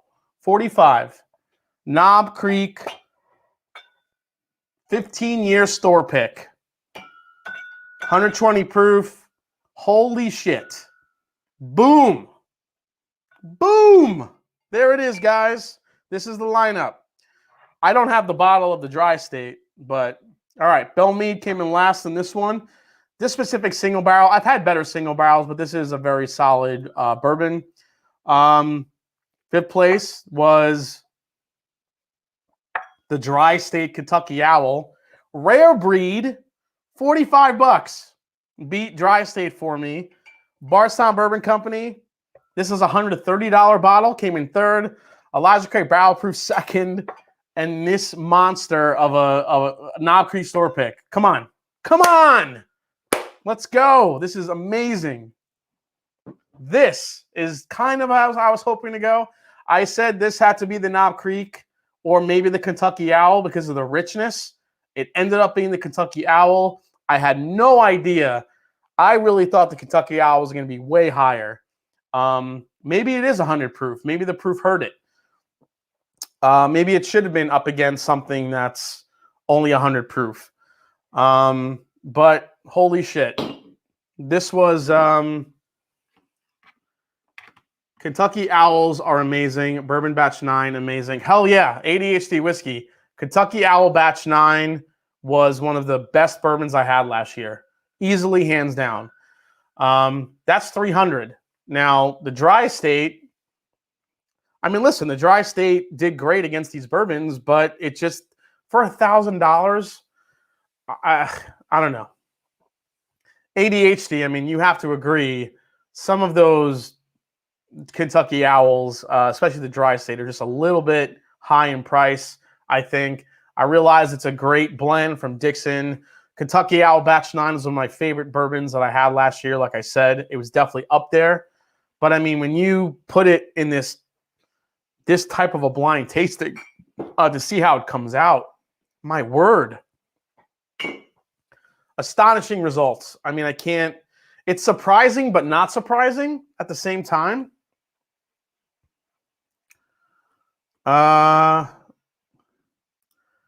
It confiscated, different story, but yes, confiscated for me was very,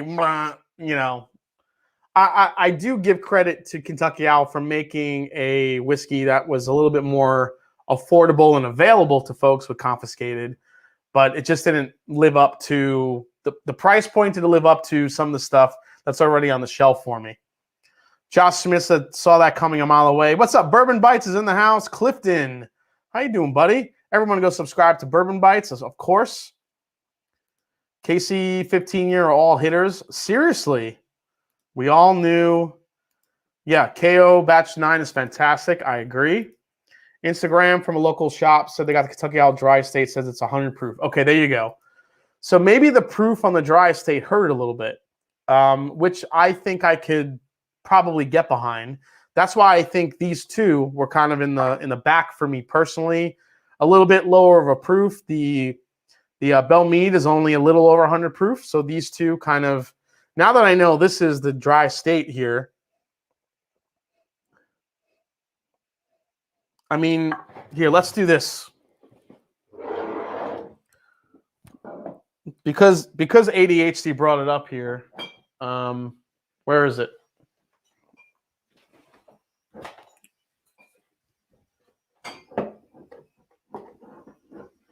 All right. Here's Kentucky Owl Batch 9. Now, this is 300. Let me get some water here. So this is about $300. America. And this one is 1,000. Kentucky Owl Batch 9 comes in at 127.6 proof. Damn. Now, I do realize that Dry State has the story. They have the story that goes along with Prohibition, which I think plays into that 101 proof. Okay, yeah, that I can do that with. Let's do a quick comparison here, guys, before we sign off tonight. Kentucky Owl Batch 9 versus the Dry State.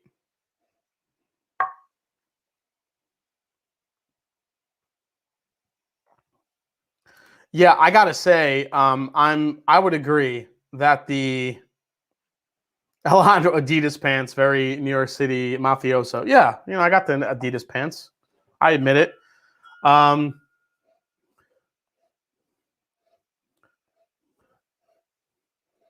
Kentucky Owl Batch 9, way more interesting on the nose here. This is just pure maple syrup, chocolate, cherry goodness.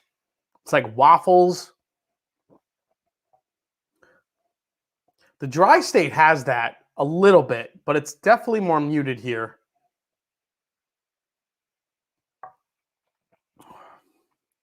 God, the Kentucky Owl Batch 9 is so fucking good. Then you kind of go on the other end with the dry state here.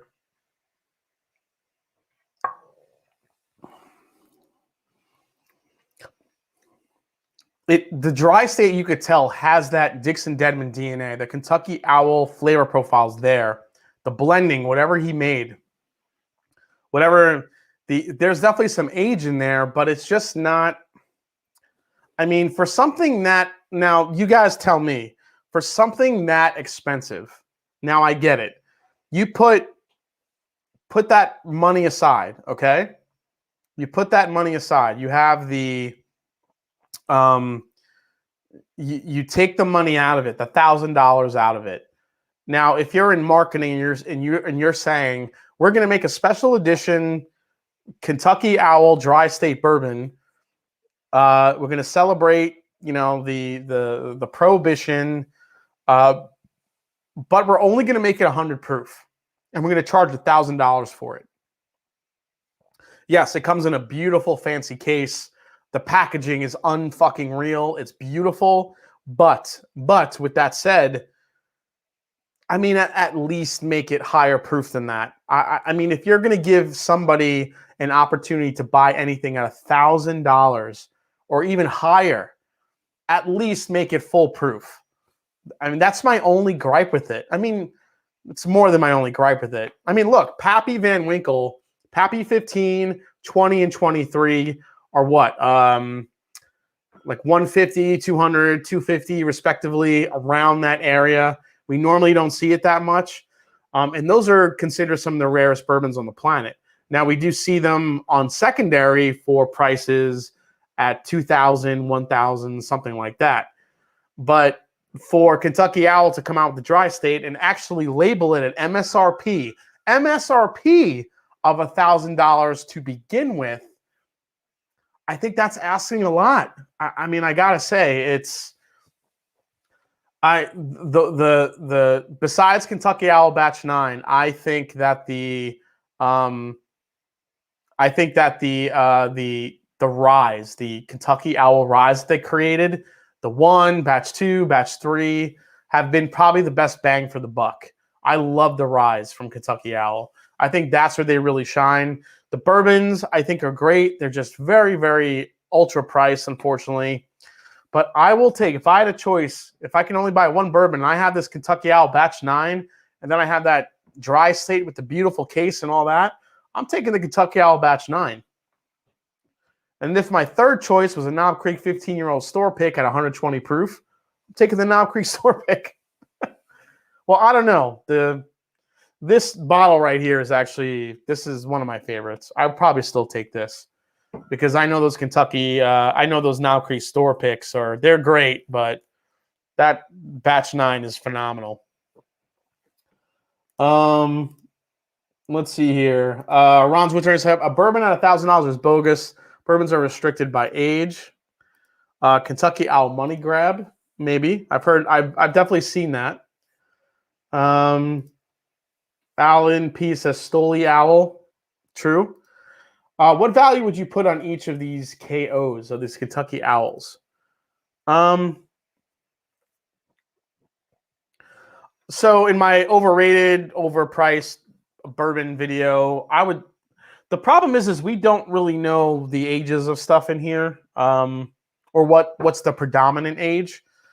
When it comes to the Kentucky Owl Batch 9 or just the Kentucky Owl bourbons in general, yeah, I know it's a special revived brand. I would definitely like to see that stuff at 200.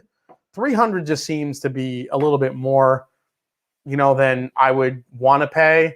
I paid that much amount of money. I know ADHD Whiskey loved Batch 9. I know a bunch of other people that I trust that loved Batch 9, so I pulled the trigger on it. For the dry state, I mean, $1,000 for that? I don't think so. I would, I think the Rise are the best bang for the buck, like I said. For 200, 150, 125, I think those are easily worth it. All right. So, with that,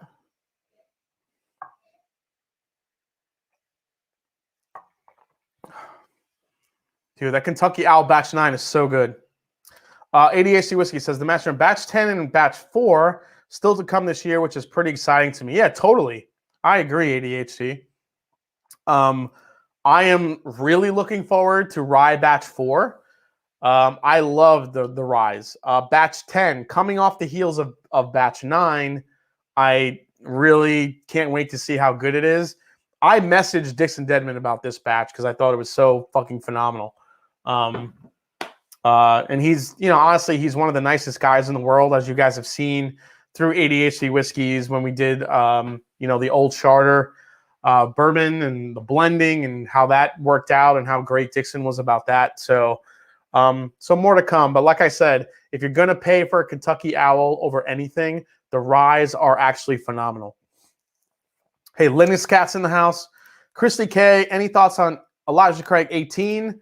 Overpriced. That was in my video. That was one of the highlighted whiskeys or bourbons in my video. I think Elijah Craig 18 is... so price-wise, I actually think it's a good value. You're getting an 18-year-old whiskey for about $160 at retail, which I think in today's market is an absolutely great value. The problem is I don't think the palate matches up with the price point. Unfortunately, it's only 90 proof. It's watered down a lot, and I think that kind of holds it back from being something very special. I know proof isn't everything, but at 90 proof, just like the Knob Creek 15, in my opinion, the Knob Creek 15 to me at 100 proof, I mean, this Knob Creek 15-year-old pick at 120 proof was an absolute monster. This would destroy the Knob Creek 15 100 proof special release that came out. The Knob Creek 100 proof special release was an oaky, dank mess to me. Now, I did hear of some possible batch, inconsistency. Some people had some really sweet ones. I happened to get one that was terrible.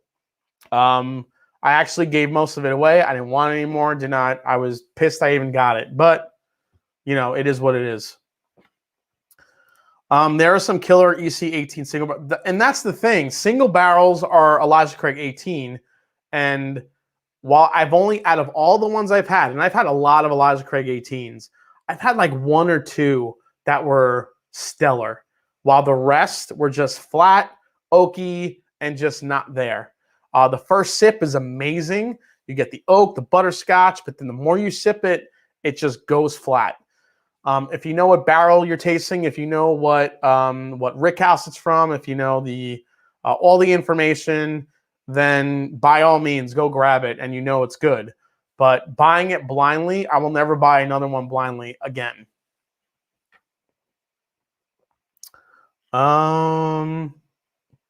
We have Elijah Craig 18 versus Elijah Craig Toasted Barrel. I would take the Toasted Barrel, actually. Honestly, I think it's less of a gamble.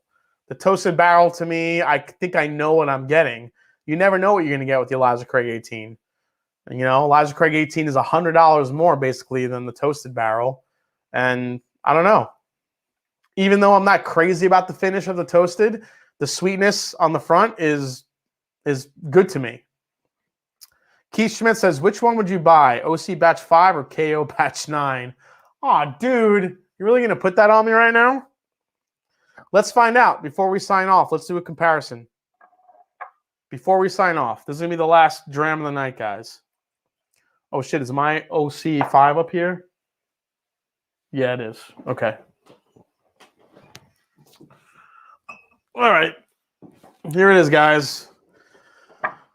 Apparently, this bourbon has become infamous. This will be the last pour of the night. You can do the last comparison for you before we call it a night. America. Old Carter is actually about to release their fall releases. So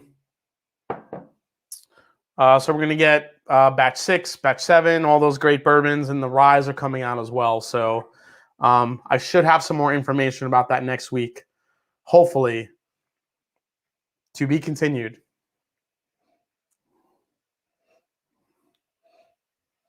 Oh, God.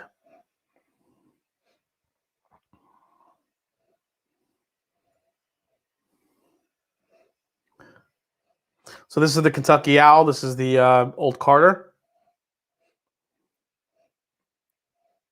Now, a lot of people were giving me shit because they're like, listen, that old card is about 7, 8 years old. How could you rank it so high? It's literally the best young MGP you'll ever have. It's not so much about the age of the whiskey. It's what was blended together to create this bottle. That's really what it is. Remember, if it's a single barrel, then I get it. You know, it could be special, it could not be special. But the fact that they blended this to make something pretty amazing is what stood out to me. And, you know, I get the price point and I get that it's a younger MGP, but that's really what it is. And Old Carter spends a little bit more money to get some of the more select casks so they could bottle something like this. And I think so look at the color difference here. So this is the Old Carter batch 5, and this is the Kentucky Owl batch 9. Right here's the batch 9. I think the batch 9 is slightly lighter. Jason, once again, finishing your samples after the show will be very enjoyable. Oh, yeah. I'm going to do a fucking sick blend after this. All right. On the nose, I have to give it to the Kentucky Owl. The Old Carter, you definitely, I mean, as butterscotchy and as delicious it is, there is a little bit of a youth note there. Now on the palate, let's see.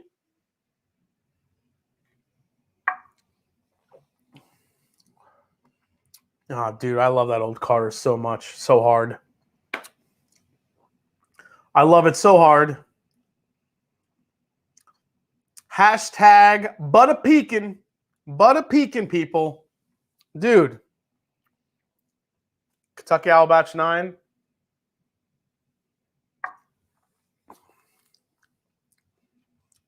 Yeah.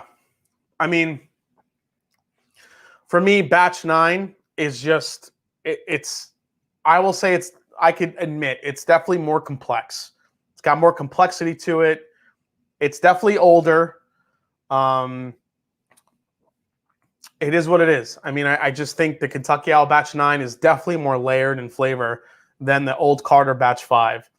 But the Old Carter Batch 5, I just was impressive to me because of the complexity for such a younger MGP whiskey.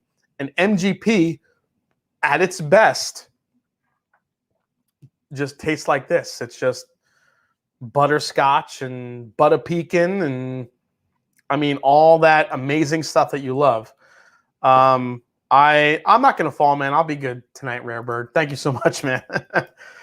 I just think that the Kentucky Owl, there's definitely older whiskey in the Kentucky Owl than the Old Carter. That much is very, very prevalent. You could just taste it. I just think this is super impressive for what it is, and it has those flavors that I love. It's probably the best young MGP I've ever had in this bottle.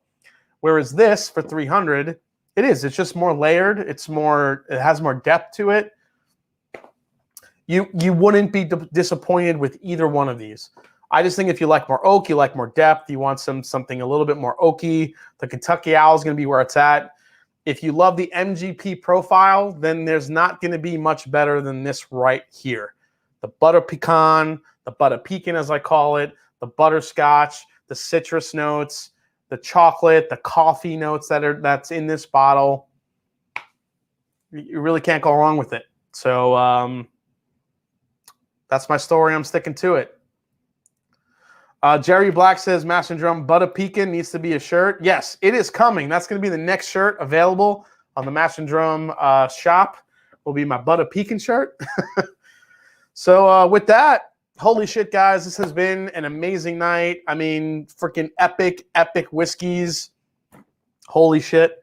I think you guys, the chat, I can't say how much I love you. You guys bring out the best in what I do here when tasting these different whiskeys.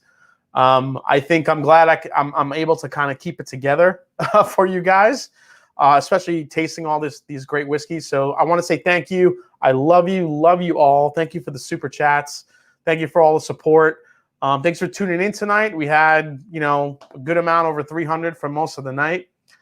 I mean, what can I say? This was unbelievable.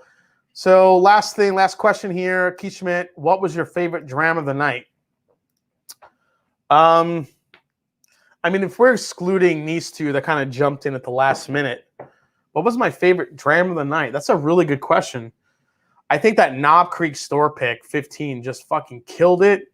Then I would put actually the Midleton up there. Obviously that Irish whiskey, but the surprise of the night, I was really happy with this one. The Kentucky Par 12. This is really good. I'm gonna keep sipping on it, let it go down past the shoulder, see what happens. This might be my surprise. But that Knob Creek 15 store pick, damn, it was up there. But what can I say, guys? Salute, buonanotte. As I'm glad you guys had a good time. Thank you, 100% Pure Mustard. Thanks everybody for hanging out tonight. If you're thinking about becoming a Patreon, please do. The link is below. Support the channel. I have a great video of my underrated whiskeys coming out very soon. I think you guys get a pretty good kick out of that one. And what can I say? As I always say, it's not about the whiskey, it's the people you share it with. Cheers.